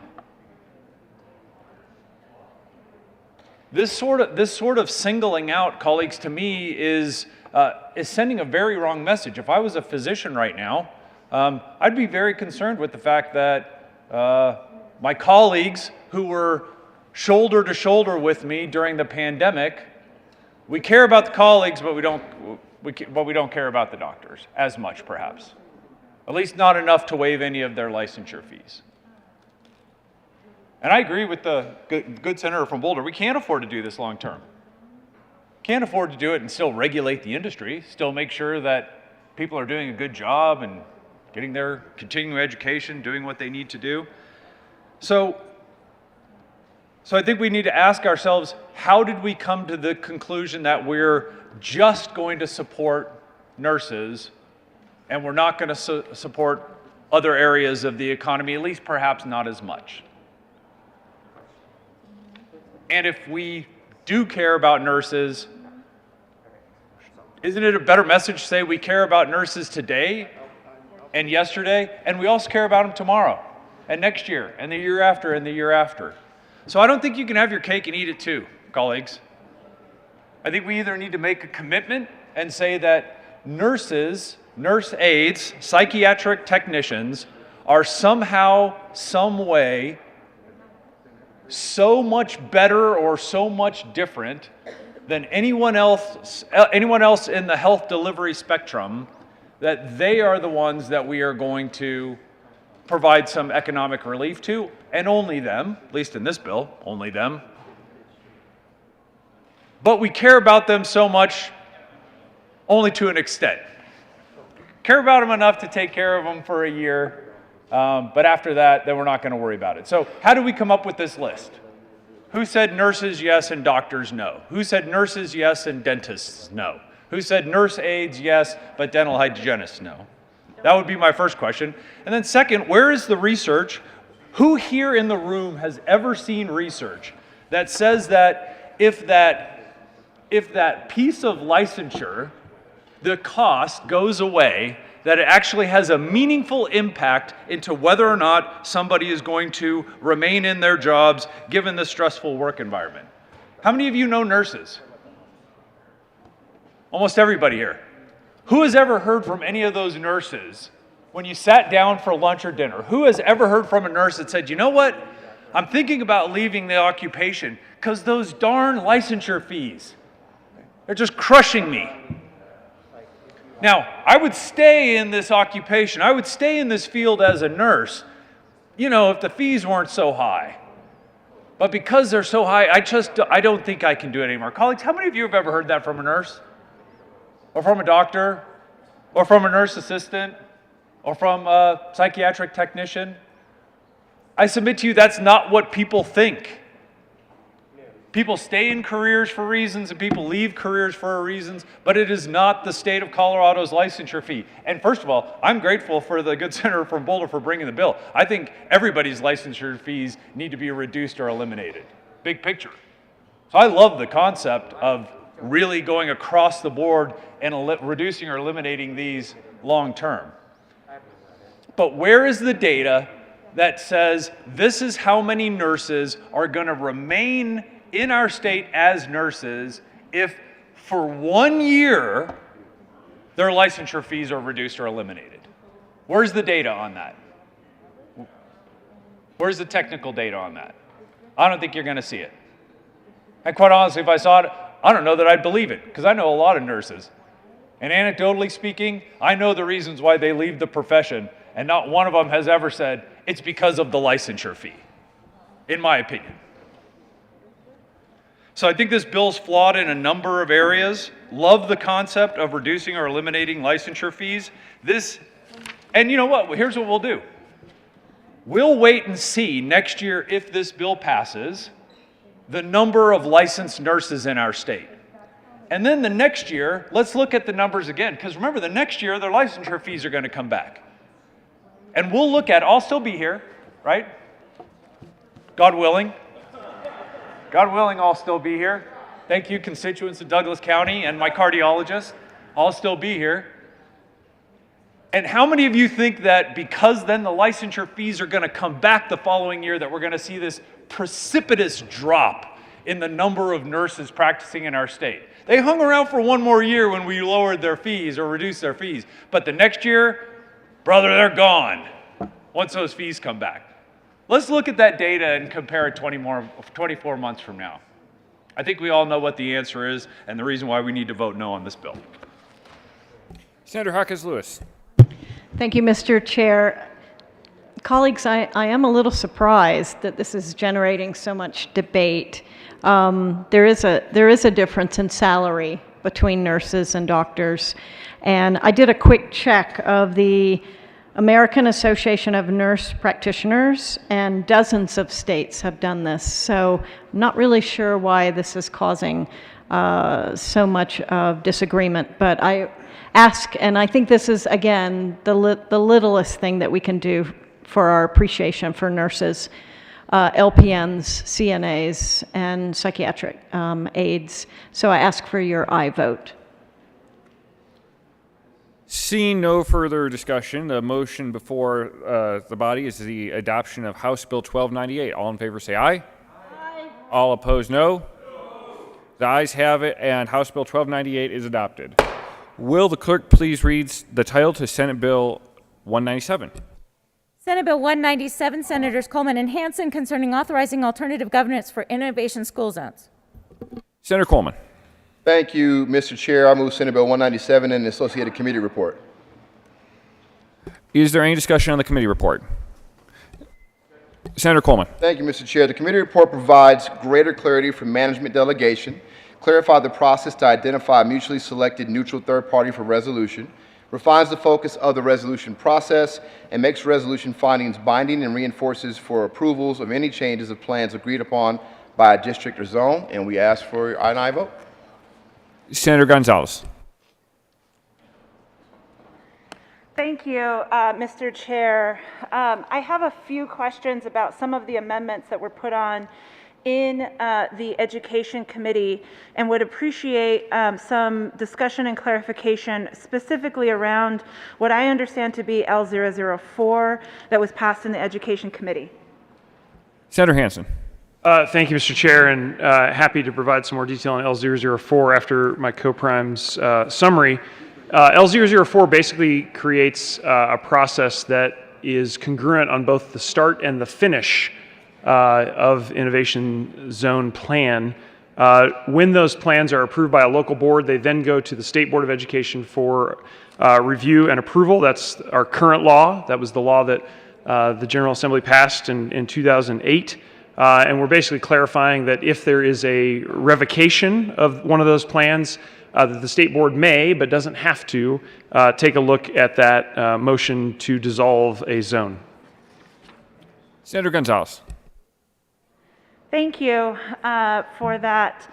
Can you provide some information as to how often revocations have taken place in the past since the original 2008 innovation law was passed? Senator Hansen. Thank you, Mr. Chair. 0. Senator Gonzalez. Thank you, Mr. Chair. In that case, it's my understanding that L008 actually complicated the bill by putting this forward as an amendment when, in fact, the issues around revocation of the status have not taken place. Why was that deemed necessary to put forward? Senator Hansen. Thank you, Mr. Chair. And I think you're referring to L004 would be my guess. Well, the reason we thought it was appropriate is that we think it provides kind of congruency on both sides of the process. And we have zones that have been approved by local school boards. Those then went to the State Board for review, and we think it would make sense for that to be the same on any process of revocation. Seeing no further discussion, the motion is the Senator Story.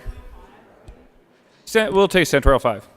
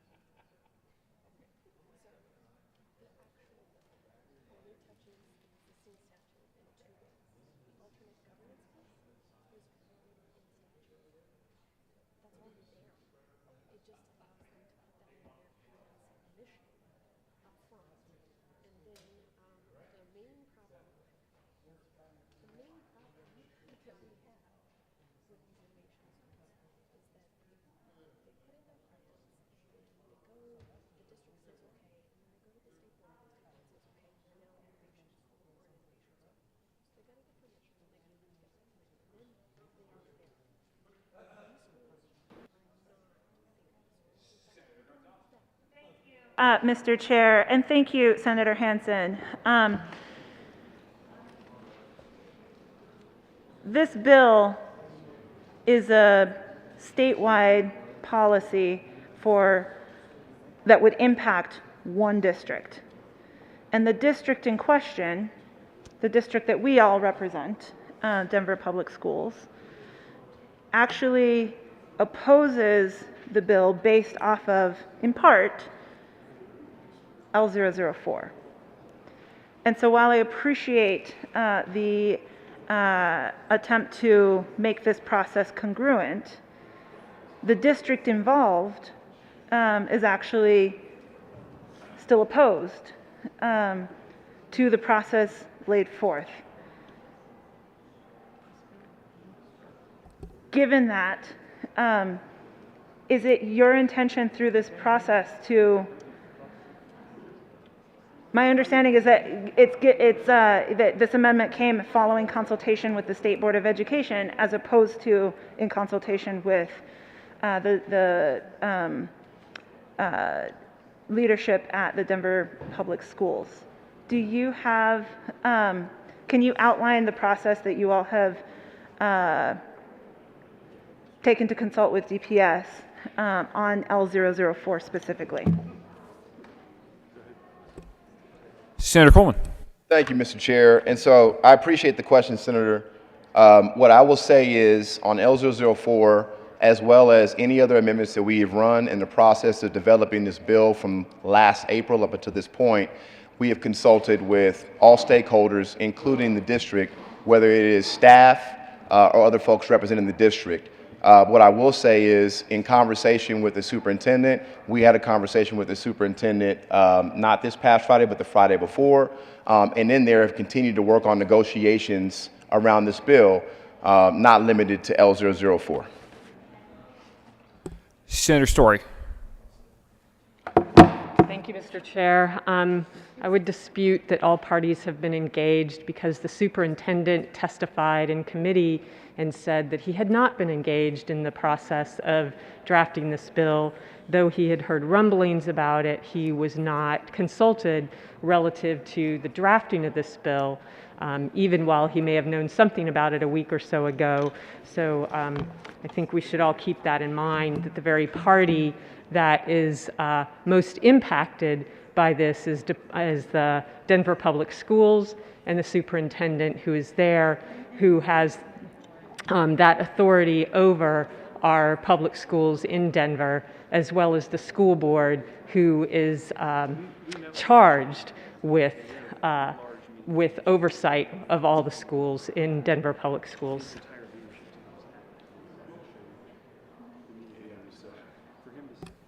Is there any other discussion on the committee report? Seeing none, the motion with Senator Colker. On the committee report, no, I'm sorry. Seeing none, the motion before the body is the adoption of the committee report. All in favor say aye. Aye. All opposed, nay. The ayes have it, and the committee report is adopted. To the bill, Senator Coleman. Thank you, Mr. Chair. So, members, let's just talk about what this bill does, because I know we've talked about the committee report. What this bill does is ultimately three things. It further defines what innovations in zone governance may look like. The legislation builds from existing statute, which encourages innovations in governance. It outlines innovation zone plans contents relating to alternative governance. Number two, when it comes to a resolution, it develops a resolution process that will allow the innovation zones practicing innovations in governance and local boards to fairly resolve issues that might arise. The last piece of this bill is that it deals with revisions. It aligns the zone revision process to the zone school revision and approval process, which eliminates the duplicative revisions process for innovation zones. It clarifies the revision process to emphasize the intent of the Innovation Schools Act, including ensuring educator voice. That said, Mr. Chair,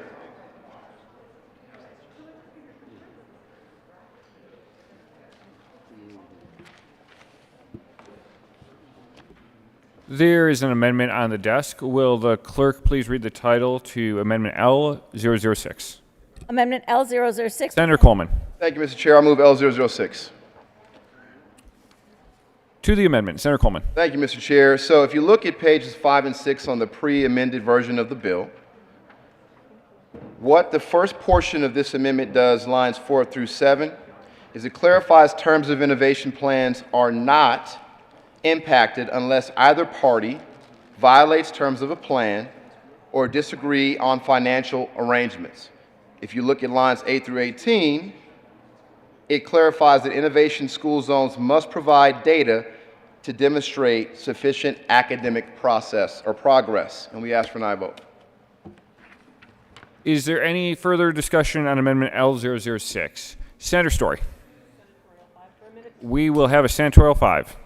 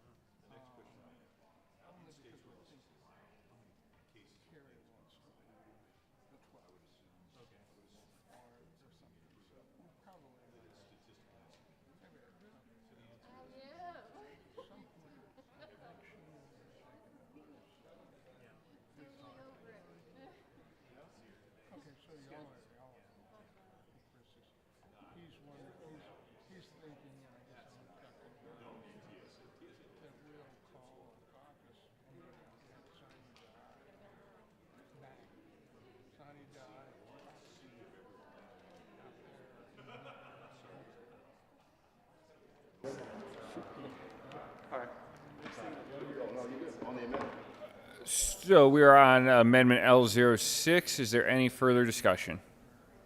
Seeing none, the motion is the adoption of Amendment L06. All those in favor say aye. Aye. All opposed, no. The ayes have it. Amendment L06 is adopted. There is an amendment on the desk. Will the clerk please read Amendment L007? Amendment L007 by Senator Hansen, amend printed bill, page 4, line 23, after staffing and structure. Senator Hansen. Thank you, Mr. Chair. I move L007 to Senate Bill 197.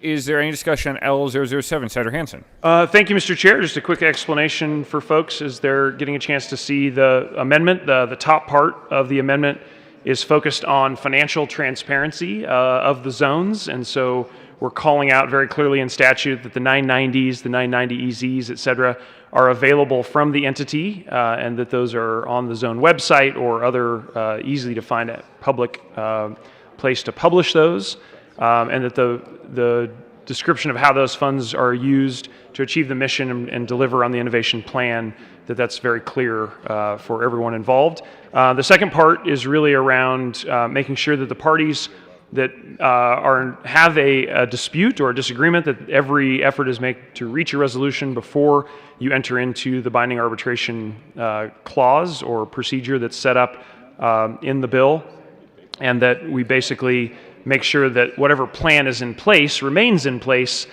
during that revision timeline or that process that's set up in Senate Bill 197. So I think an amendment that we worked out, again, with more consultation with the various stakeholders, and I think this clarification and addition will continue to strengthen the bill. And I urge your support for L7. Senator Gonzalez. Thank you, Mr. Chair, and to the senator from East Denver. The amendment speaks to on L007 on line 7 speaks to if the entity, and is the entity to the individual school or to the network that would be providing this information? Just that clarification would be helpful. Thank you. Senator Hansen. Thank you very much, Mr. Chair, and I really appreciate the question. So if you take a look at L7 and the line that was just referenced, line 7, so the entity in this case is the innovation zone, which is what the bill, the overarching purpose of the bill is to apply to innovation zones. And so in this case, the entity as described in L7 is the innovation zone. Is there any further discussion on L00? Senator Gonzalez. We will take a Senatorial 5. Could we please meet over here?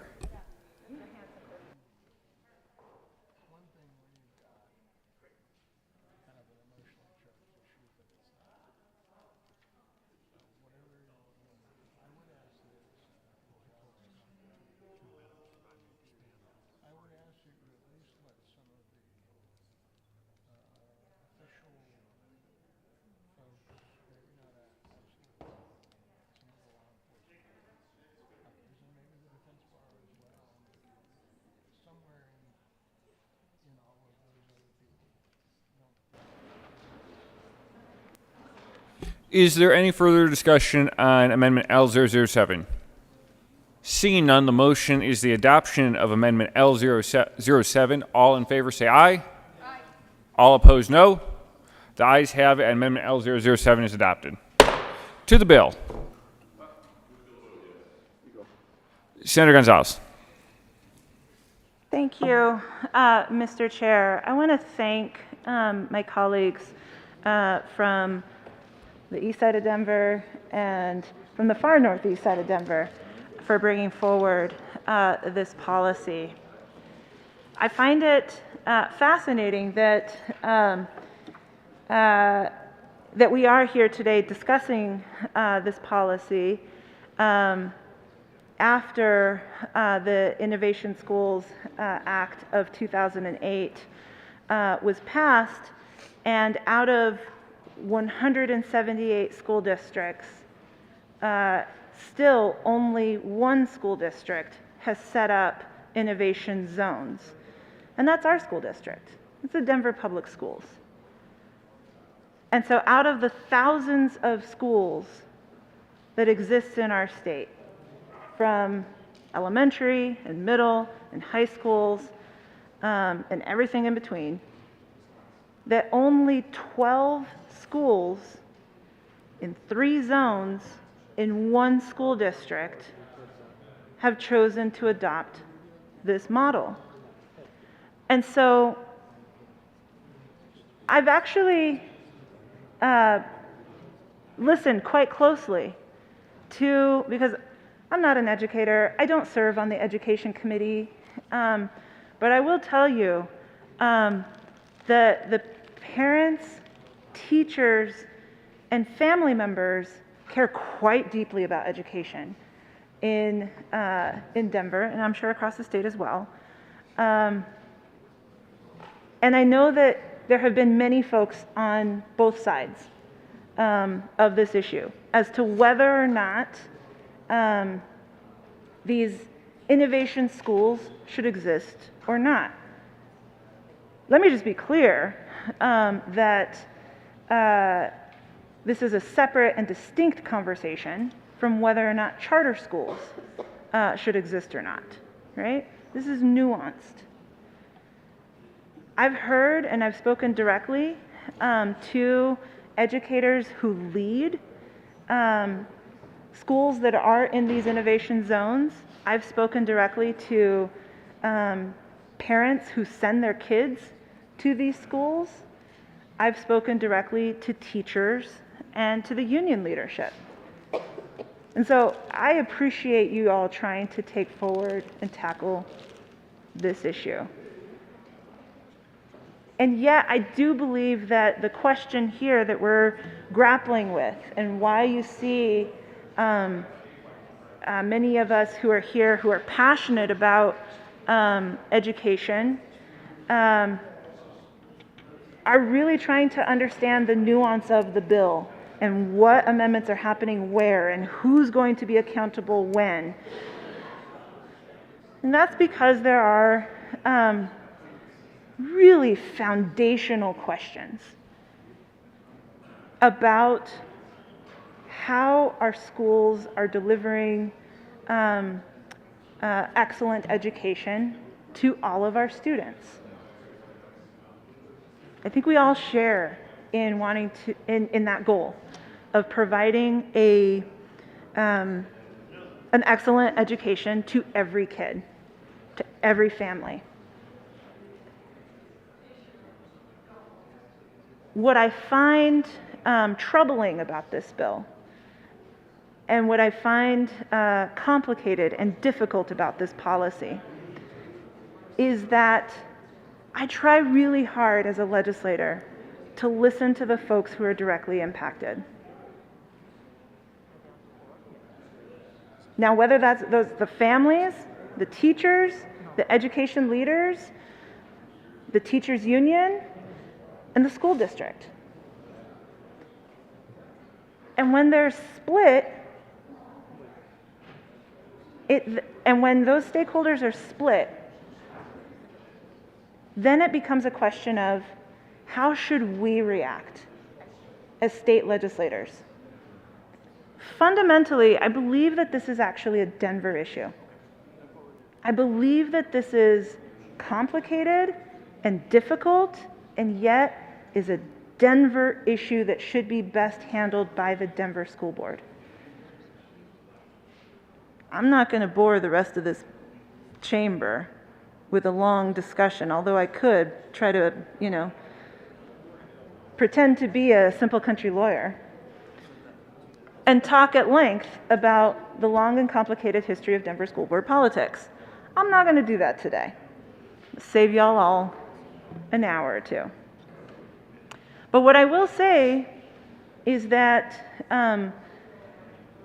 while I appreciate that this is not, that conversations around this policy predated many of the recent discussions that our Denver School Board has taken in regards to this very issue and this very policy. At the end of the day, I just fundamentally question whether, when both the school board who is directly impacted, the only school board who has taken advantage of the Schools Innovation Act of 2008 and established these zones, of which I understand there to be only 3 across the entire state, if they are raising questions and in opposition to this policy, that gives me pause. I understand that the policy that you all seek to adopt through Senate Bill 197 is trying to establish clarity. But this is a Denver issue that should be handled at the local level, in my view, and not creating yet another avenue for the voices of the individual students, families, and educators to create another bureaucratic process for them to have to navigate. I think that at the heart is what is so complicated and why there's so many camps, is that if a school seeks to, through its zone, take a certain set of actions, that can then be presented to the school board, but then if the school seeks to override that decision, they can then go to the State Board of Education.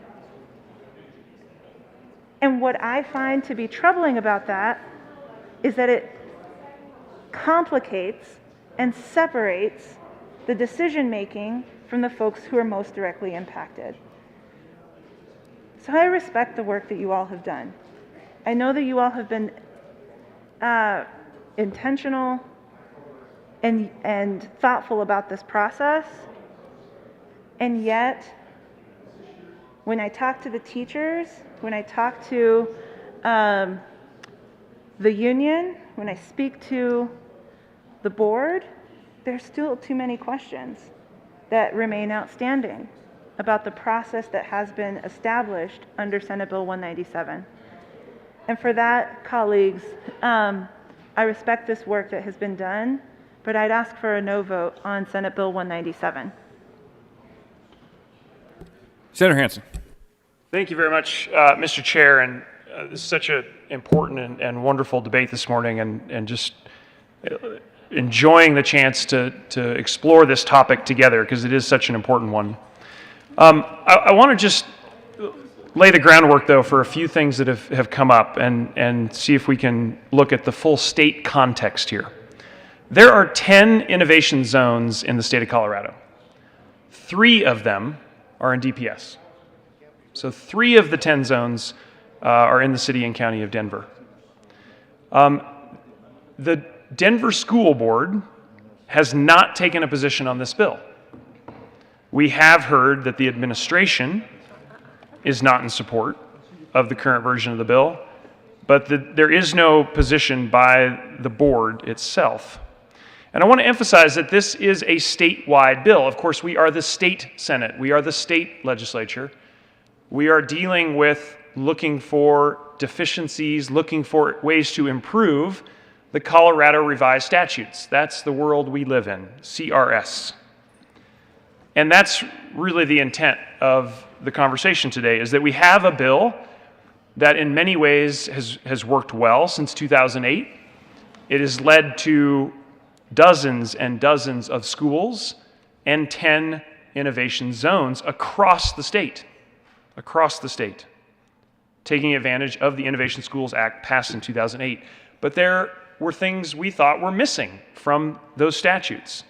And that's to have a very clear process for dispute resolution, have a very clear process for transparency, and have a chance for innovation zones to feel like they've got a clear path for arbitration if it's needed. Of course, everyone involved is trying to avoid that, but it, I think, is an important part of having a clear set of guidelines, a clear set of rules in statute. And that's really what we're trying to do here. It doesn't change collective bargaining.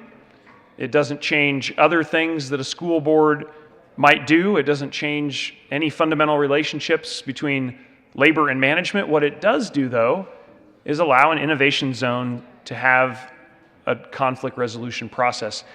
And that was missing from the original act. That's what we're focused on today. So again, a statewide bill.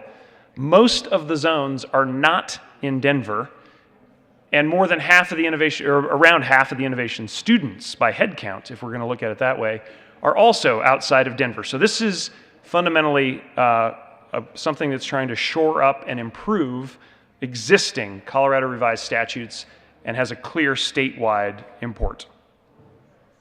Senator Zenzinger.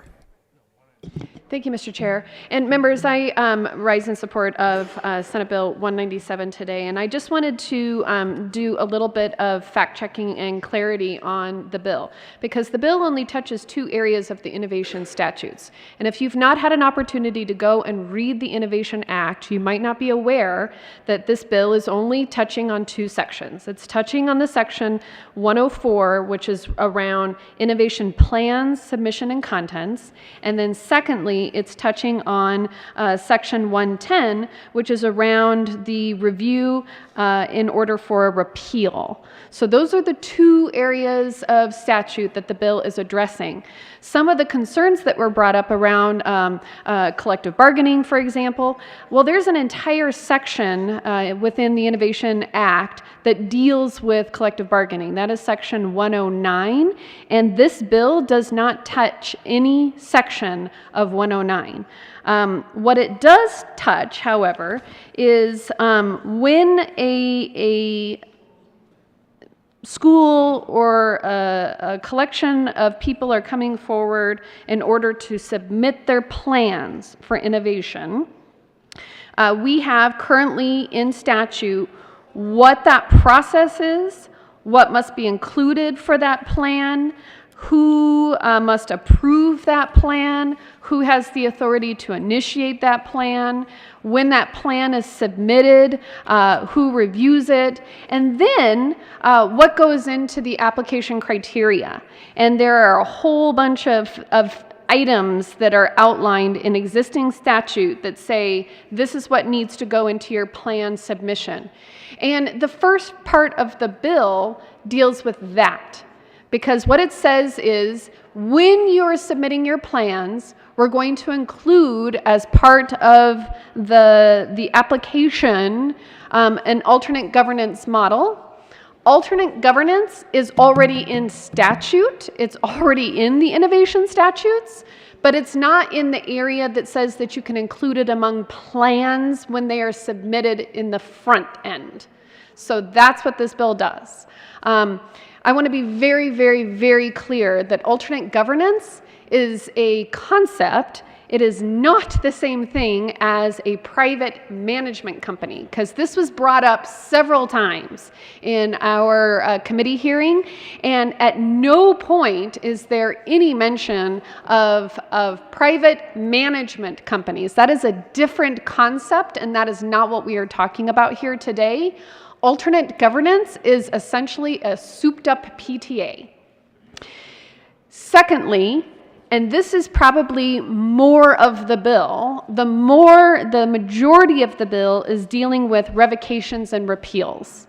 And it says, if we get to a place where we need to have some sort of clarity because there is a disagreement, then we're going to move towards this area of arbitration so that everybody has a voice in that disagreement. And then number 2, if you're going to revoke, you're going to eliminate, you're going to shut down an innovation zone or school, well, in this case, it's just zones, then you need to take that up with the state board as well, considering that they were the entity that authorized the innovation zone in the first place. So those are the aspects of the bill. The Innovation Act is several pages long, and it's located in Article 32.5, and there are many sections of the Innovation Act as well, but this bill only deals with 2 of them. And so, not to say that there aren't other arguments that might pertain to innovation statutes or how innovation schools or zones operate, they're just not contained within this bill. So I would ask for a yes vote with regard to Senate Bill 197. Senator Gonzalez.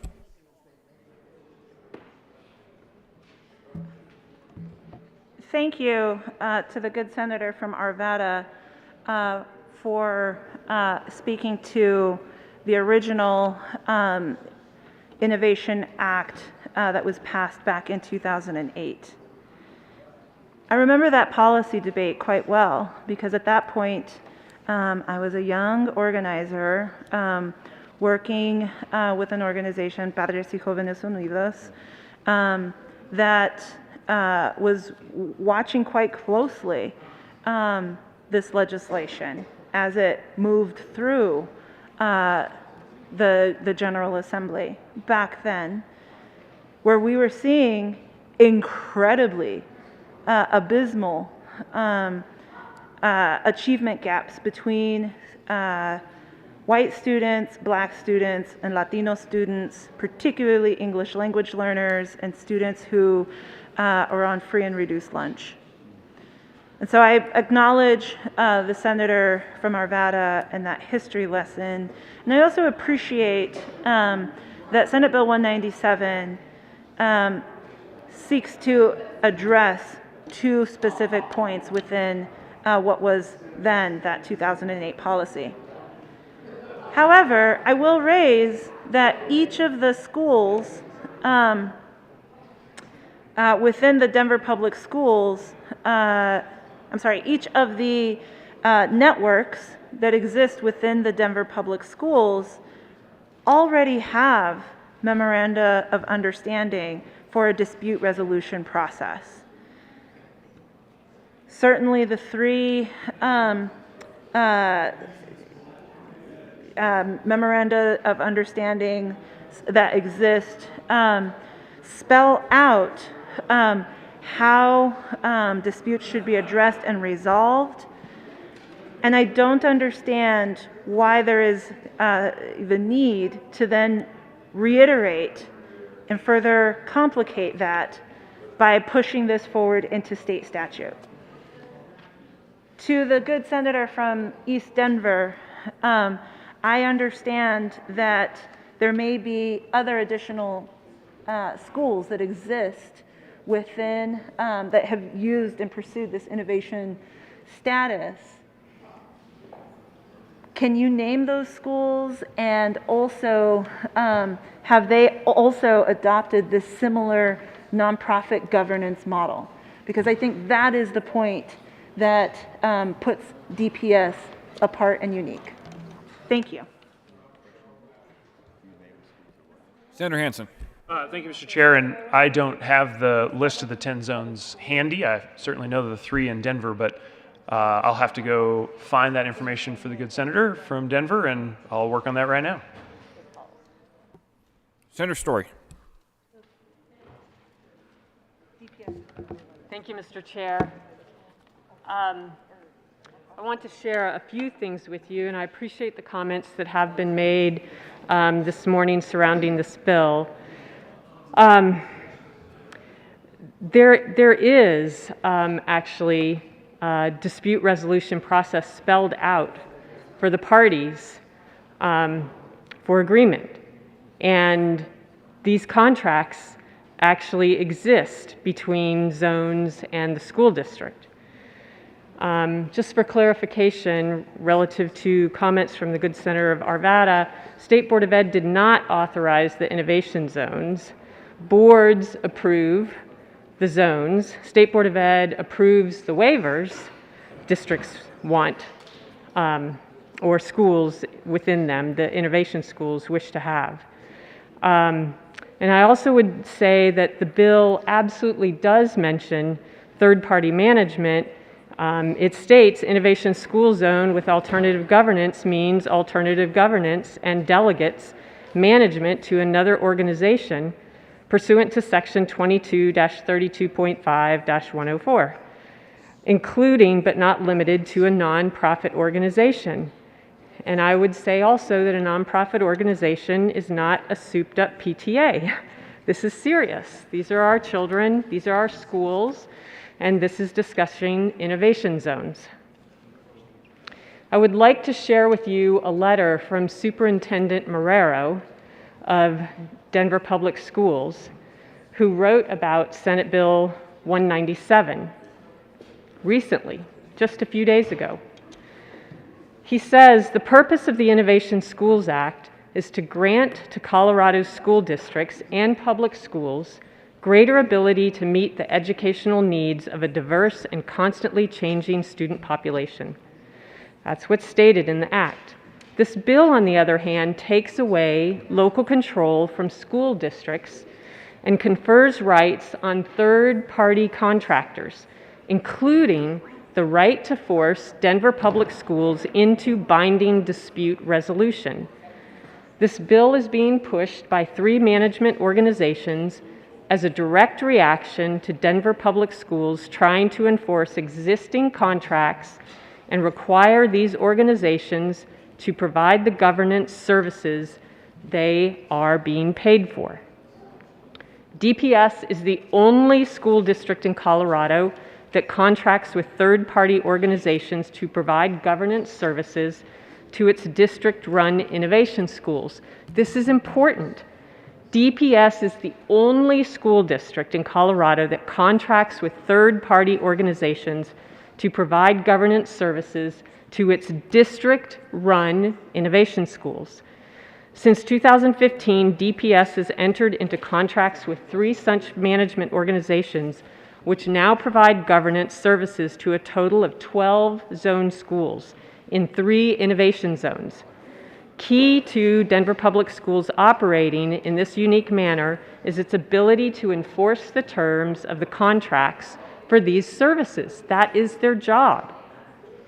He continues, over the past year, school leaders and staff brought concerns to DPS about the services or the lack of services provided by these organizations to school zones. In one case, the concerns were so severe that a notice of concern was issued to the organization, and 2 schools voted to exit governance structure altogether. The same organization had most of their board, including their board chair, resign during the school year. The zone has continued to operate with only an interim executive director for the majority of the school year and has failed to provide many of the contracted services. This is very concerning. These are Denver Public Schools district schools, and there is trouble afoot.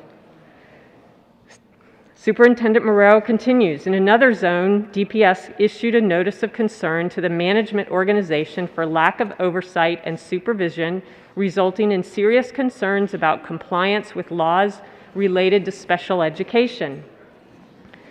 Denver Public Schools needs to be able to intervene when a contractor is not providing the agreed-upon services and must retain the ability to manage its schools. But the bill gives the organizations, as well as the 12 schools that are currently being managed by these organizations, the ability to trigger mandatory dispute resolution process. Unlike the charter context, innovation zones and schools are part of the DPS legal entity.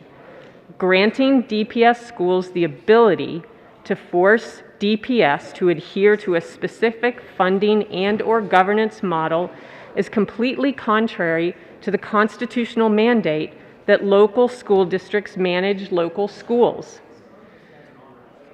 The Innovation Act itself recognizes that the ultimate responsibility of controlling the instruction in public schools continues to lie with the school district board of education of each public school.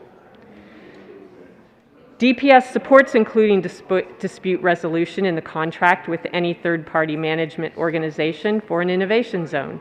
However, the local school district should retain the right to build the requirements of the dispute resolution process that is appropriate to that local school district.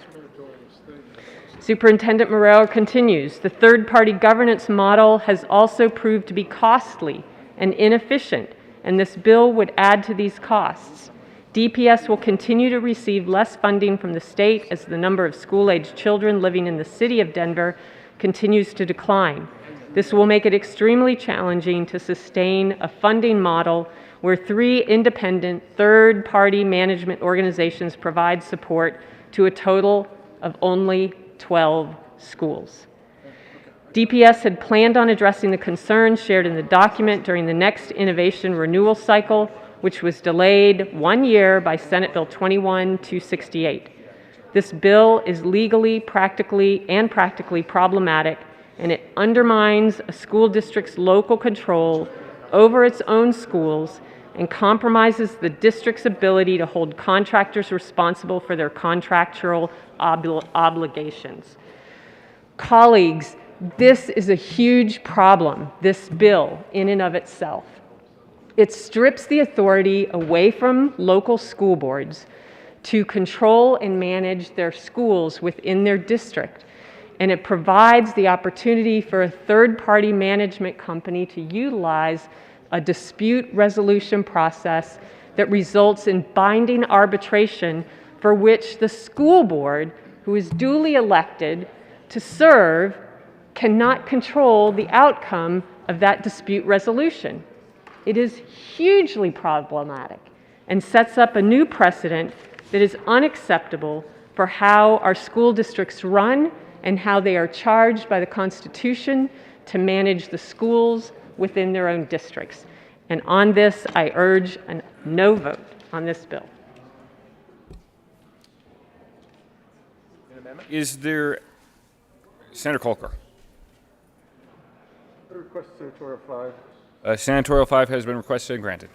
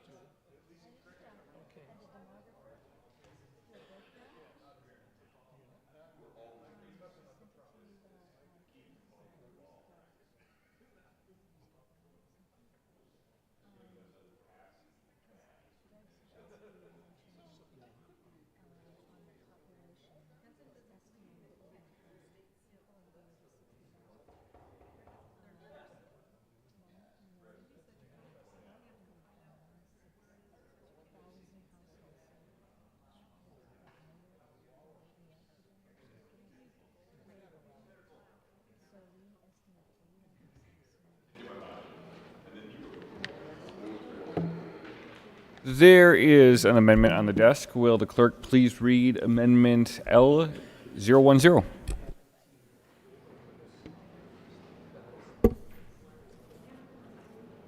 Amendment L010 by Senator Colker. Senator Colker. Thank you, Mr. Chair. The amendment that I'm bringing forth, Senate Bill 197 L010, I move to Senate Bill 197. The motion is the adoption of Amendment L010. I want to explain the. Senator Colker. Yes, thank you, Mr. Chair. Just to the amendment and to some of the parts of this. Basically, from the discussions that I've heard, the arguments that I've heard, and seeing who's here and who's not, this bill is giving a couple of things: the right to dispute resolution to these innovation zones and how that dispute resolution goes, and how to revise the current innovation zones. And what this amendment does specifically is saying you have that right to do these two things, but it will not apply until after September 1st, 2022. So you can still have your dispute resolution, still do the revision, but let's wait until these contracts are up for renewal, essentially, which two of them, I believe, are already expired, and one will be up for renewal this summer. So this is not changing the contracts midstream. Members, when I have done a bill in other areas where I'm trying to amend contracts, I personally have waited till those contracts are up, so that we are not changing things and pulling the rug out from under people in the middle of what they had already agreed upon.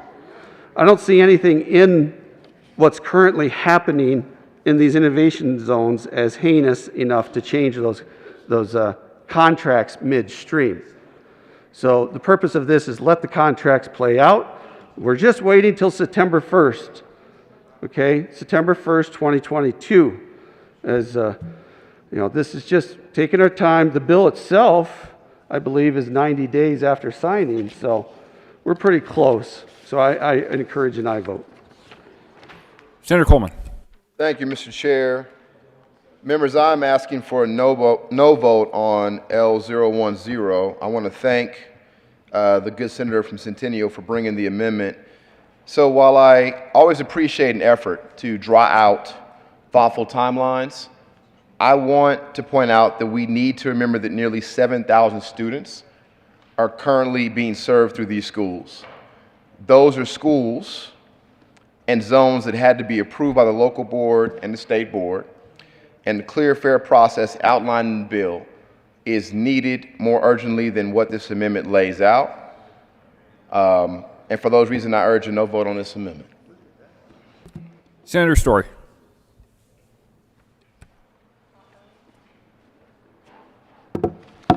Thank you, Mr. Chair. I stand in support of this amendment.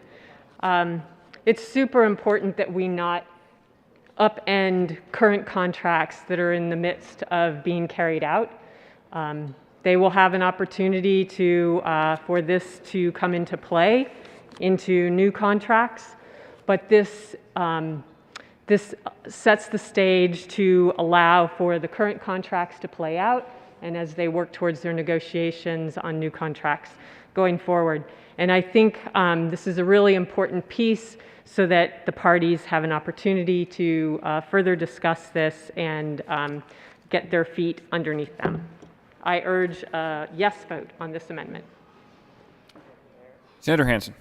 Thank you, Mr. Chair. And members, wanted to tie this discussion into one that we were having earlier around the 10 zones and the statewide importance of this. I also urge a no vote on L010 because there are 10 zones that this applies to. And I just wanted to make sure I'm responding to my colleague from the north and west side of Denver to let everyone know where those 10 zones are. Adams Arapahoe, so the innovation zone at APS and in Aurora Public Schools. Number 1, I'm doing these alphabetically. Number 2 is in Burlington, out on the Eastern Plains near the Kansas border, the Burlington Innovation Zone. We then have had a discussion earlier about the 3 zones that are in Denver County, so Beacon, Luminary, and Northeast Denver Innovation Zones. District 49 Power Zone, Holyoke Innovation Zone, Kit Carson R1, Kit Carson Innovation Zone, Mancos RE6, Mancos Innovation Zone, and Pueblo City 60, Pueblo Innovation Zone. So those are the 10 zones around the state. And I think it would be a mistake to adopt L10 for all 10 of those zones. As my co-sponsor clearly said, we feel like there is a need to move forward with this. We've been working on this for a year. It came up last year in the School Finance Act, and so I urge a no vote on L010. Senator Gonzalez. What's the number of the amendment? 10. Thank you, Mr. Chair. And thank you to the senator from the east side of Denver for clarifying those 10 schools that would be impacted. Again, the question for me remains whether and how many of those schools within said zones have the nonprofit governance model that is in play here under Senate Bill 197. But thank you for naming the schools and the districts themselves. It's helpful information and appreciated. To whoever is out there listening who helped us out with that information, that's useful. Thank you. Senator Story.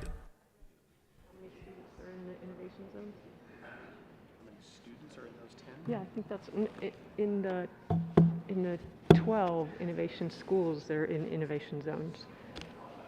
I don't know the number off the top of my head, if that's what you're asking. I'll try to find it for you. Senator Story. Thank you, Mr. Chair. Well, just a minute ago, our good friend, good senator from Denver, shared that there are 7,000 students that this bill will impact positively in his view, though I have a different view. But if all 7,000 of those students, I'd be happy to hear the number. Senator Coleman. Thank you, Mr. Chair. So in those districts of innovation that the good senator from East Denver mentioned, there are a total of 21,432 students. Senator Story. Thank you, Mr. Chair. 21,000 in the innovation zone schools, but a minute ago you said there were 7,000 students that are impacted, so I'm confused. Thank you very much, Mr. Chair. When speaking about this bill, in particular as it relates to Denver, the district that I represent, I was speaking about the 7,000 students in the innovation zones in DPS, but total is 21,432 in the state. Senator Story. Thank you, Mr. Chair, and thank you for that clarification. But this bill is addressing really alternative governance models that are within innovation zones, and those schools are only in the innovation zones that are in DPS. So 3 innovation zones, 12 schools just in DPS, and I believe the number is 7,000 students that this bill does impact. Correct? Yeah. Yes? That's okay. That I think I'm getting an acknowledgement. So out of the entirety of the state, of all the students in the state of Colorado, we're talking about less than 1% of the students. We're talking about a dramatic change in how we allow school boards to govern that is being applied, special circumstances applied to less than 1% of the students. 0.7% of the students.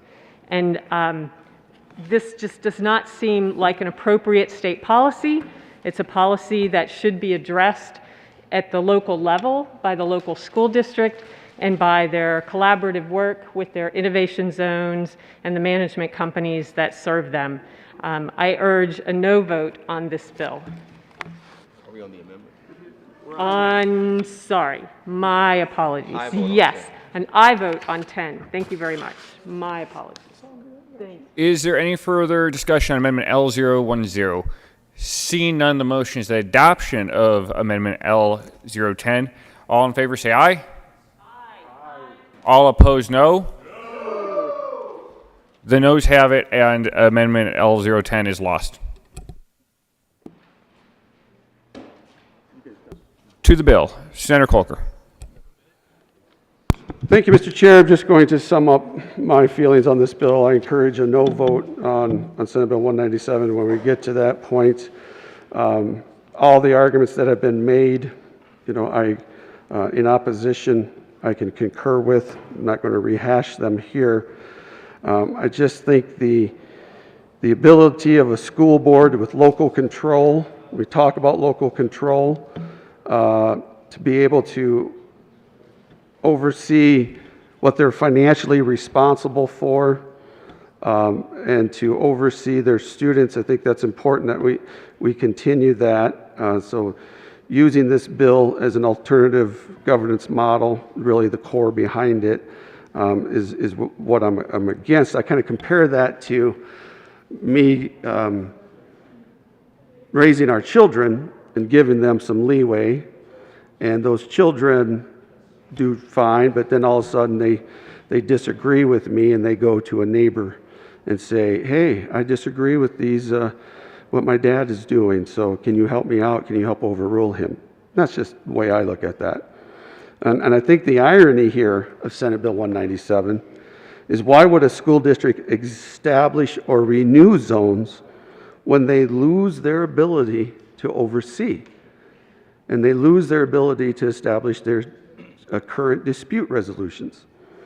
So that to me is just, with these aren't zones that are set up into perpetuity. They have to come up for renewal, and that's why I brought that amendment. And so I would like to see I'd be interested if this passes all the way through, how this is going to affect future relationships and contracts. So I encourage a no vote. Senator Story. Thank you, Mr. Chair. I too stand in opposition to Senate Bill 197. Senate Bill 197 is in violation of the Colorado Constitution. Article 9, Section 15, the School District's Board of Education. The General Assembly shall, by law, provide for organization of school districts of convenient size, in each of which shall be established a Board of Education, to consist of 3 or more directors to be elected by the qualified electors of the district, voters. Said directors shall have control of instruction in the public schools of their respective districts. Senate Bill 197 forces duly elected school boards to share their constitutional rights and responsibilities with an unelected alternative governance board. It also creates a second level of bureaucracy, a second layer with no accountability to the voters. This bill creates an unconstitutional second bureaucratic layer of 2 school boards, the duly elected school board and the alternative board chosen by the Innovation Zone, to govern and manage each district. This relationship places elected school boards in a dubious position of having second-tier decision-making with first-tier responsibility and accountability to the voters. Senate Bill 197 allows nonprofits, often affiliated with for-profit corporations or wealthy donors, to be the alternative governance structure with no accountability to the voters. The dispute resolution portion would divert vitally needed dollars from the classroom. Any action by the elected school board concerning innovation zones or any of its schools can be forced into formal legal dispute resolution. If the local school board and the alternative governance entity cannot agree on an issue, they must agree to settle the disagreement through a dispute resolution process specified in the bill that ends in binding arbitration. And depending on the time involved, Arbitration could cost $50,000 or more. And for the average cost of an arbiter and attorneys, you're talking about $300 to $500 an hour. And paralegal and administrative costs are also incurred. This is not a good bill for our state or for DPS, and certainly should not be set in place for the small number of schools that really want this because they were called to task over how they were running those innovation zones, and now they want an alternative way to get their way. And I think this is totally inappropriate and not good policy for our state, and I urge a no vote on this bill. Is there any further discussion on Senate Bill 197? Seeing none, the motion before the body is the adoption of Senate Bill 197. All in favor say aye. Aye. All opposed, no. The ayes have it, and Senate Bill 197 is adopted. Majority Leader Moreno. Thank you, Mr. Chair. I move the committee rise and report. The motion before the committee is to rise and report. All those in favor say aye. Aye. Those opposed, no. The ayes have it, and the committee will rise and report.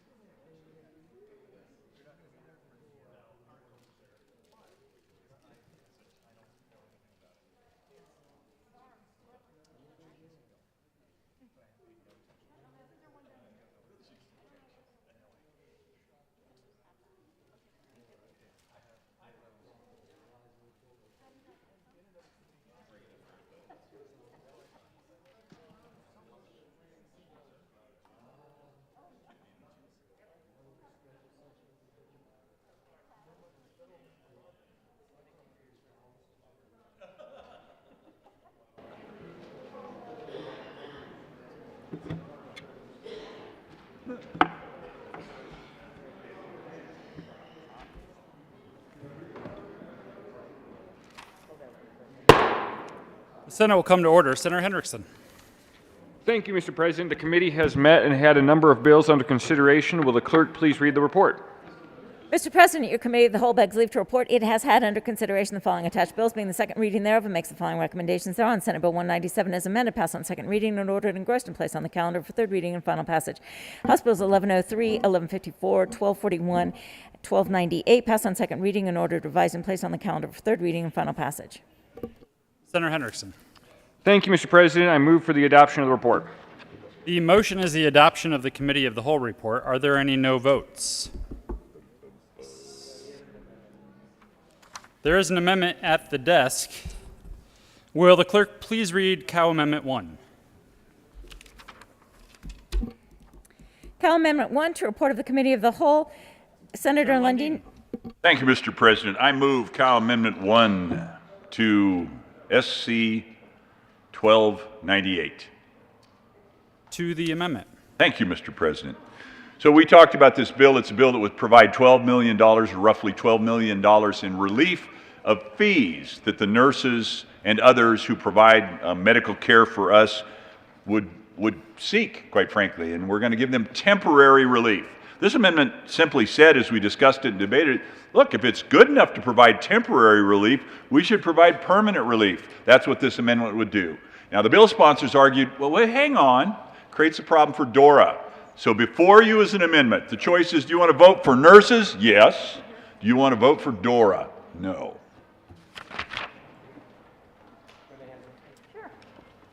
Majority Leader Moreno. Thank you, Mr. President. And colleagues, I do encourage a no vote on this amendment. We are in a unique circumstance right now because we are in a Tabor refund situation. And so it allows us a bit of an opportunity to provide that fee relief, understanding that departments still depend on those fees to fund their operations. So we have to supplement that with the general fund expenditure. What this amendment will do, colleagues, just to make absolutely clear, is make that general fund expenditure permanent. So we will always have to fund those operations from the general fund rather than the cash funds as they currently operate, except for this brief period of fee relief. Colleagues, I simply don't think that the general fund can really withstand that type of expenditure on an ongoing basis, and I encourage a no vote on this amendment. Is there any further discussion? Senator Lundin. Thank you very much. And this is an interesting conversation. Fee after fee after fee after fee the General Assembly's been putting on the people in various ways. Quite frankly, should that be coming from the general fund? Should government be paying for its way, or should we be increasing fees on individuals in order to do that? This amendment would, in fact, come out of the general fund. The reality is, I think fee relief that's good today should be good permanently. Thank you, Mr. President. Seeing no further discussion, the question before the body is the adoption of Amendment 001 to the Committee of the Whole report. Are there any no votes? No votes. Senators Coleman, Jaquez Lewis, Majority Leader Moreno, Hansen, Rodriguez, Fields, Kolker, Janal, Zenzinger, Lee, Winter, Gonzalez, Pedersen, Story, Bridges, Danielson. Please have the president. Senator Danielson, I got you. With a vote of 15 ayes, 17 no, 0 absent, 3 excused, that amendment fails. The question before the body is the adoption of the Committee of the Whole report. Are there any no votes?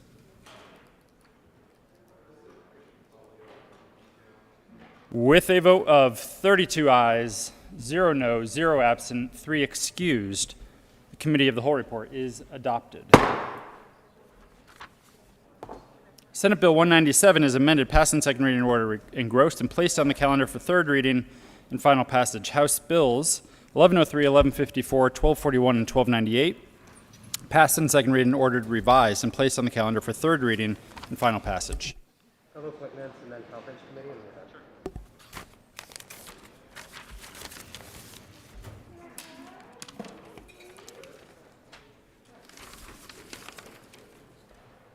Consideration of governor's appointments, consent calendar. Will the clerk please read all of the appointments listed on the consent calendar?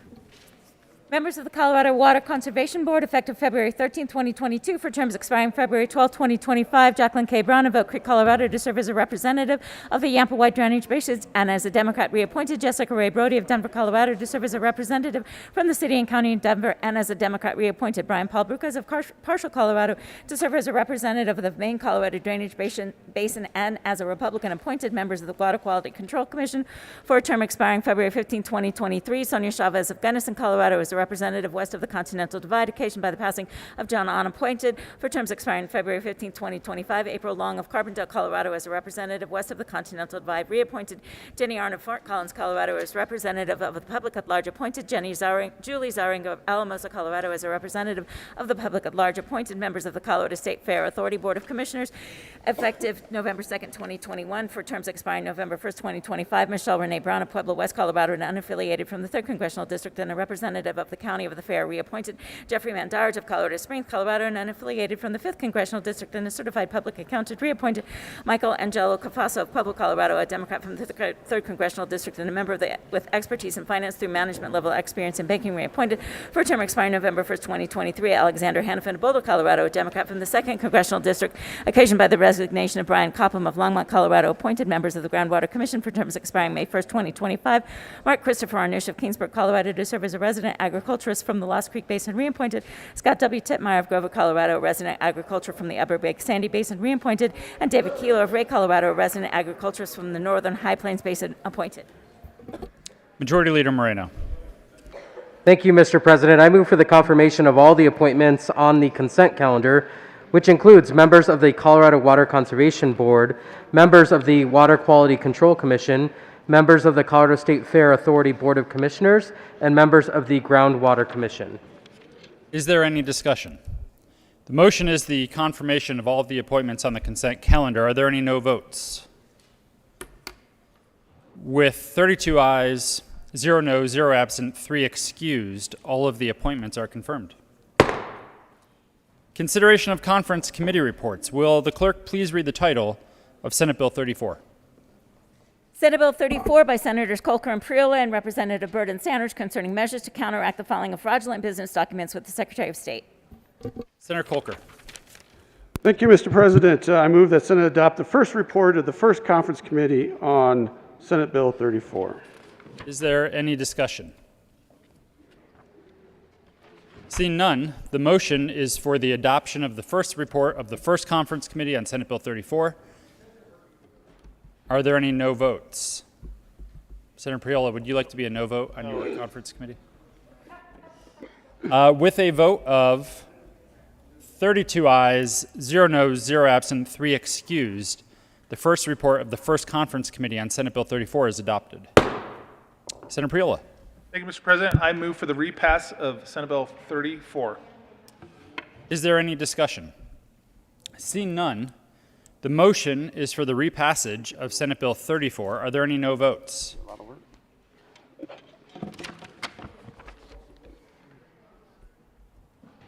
With a vote of 32 ayes, 0 no, 0 absent, 3 excused, Senate Bill 34 is passed. Co-sponsors.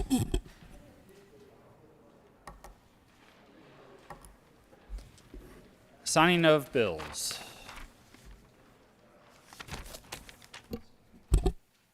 April 25th, 2022, the President has signed House Bills 1295, 1329, 1339, and 1340.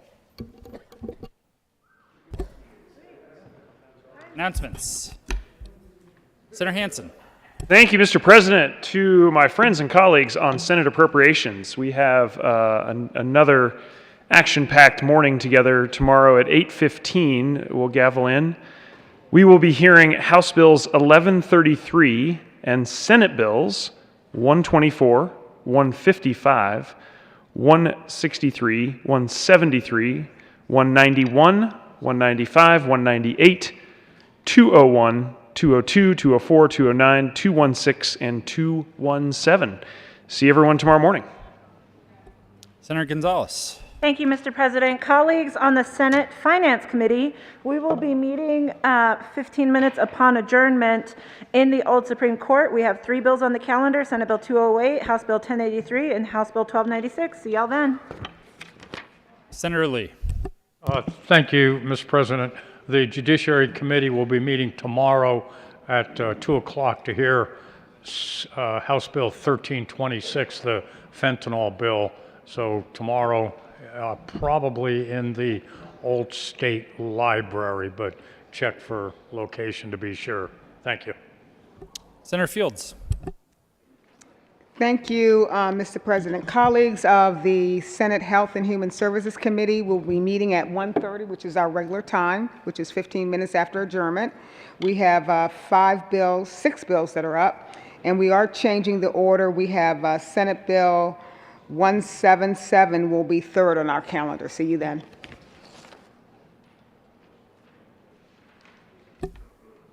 Further announcements.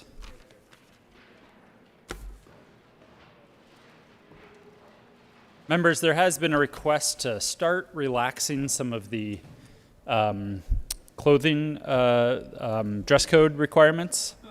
Relaxing the clothing. You still have to wear pants, but we, because it is getting warmer, we will be relaxing the tie rule, even though there really is no tie rule, but we all follow it. And if it continues to warm up and it gets warm in here, we'll probably relax the coat rule as well. But from here on out, if you would like to loosen your tie or take your tie off when we're on thirds, it's okay. Uh-oh. Majority Leader Moreno. Senator Bridges. Thank you, Mr. President. I just want to make it clear that I've been fined before for violating the tie rule. So there's not actually a tie rule that I was fined for. I want my $3 back, please. Thank you. Not from you. Not from you. It's to be clear, it's the president's discretion to fine Jeff Bridges whenever he wants. That is. Senator Bridges. Thank you, Mr. President. I throw myself upon the mercy of the president. You're great, and it is a pleasure to serve with you. Senator Bridges, you did not ask for a moment of personal privilege. You will be fined $5. Majority Leader Moreno. Thank you, Mr. President. Colleagues, this is not the hot springs at night, so don't get any ideas.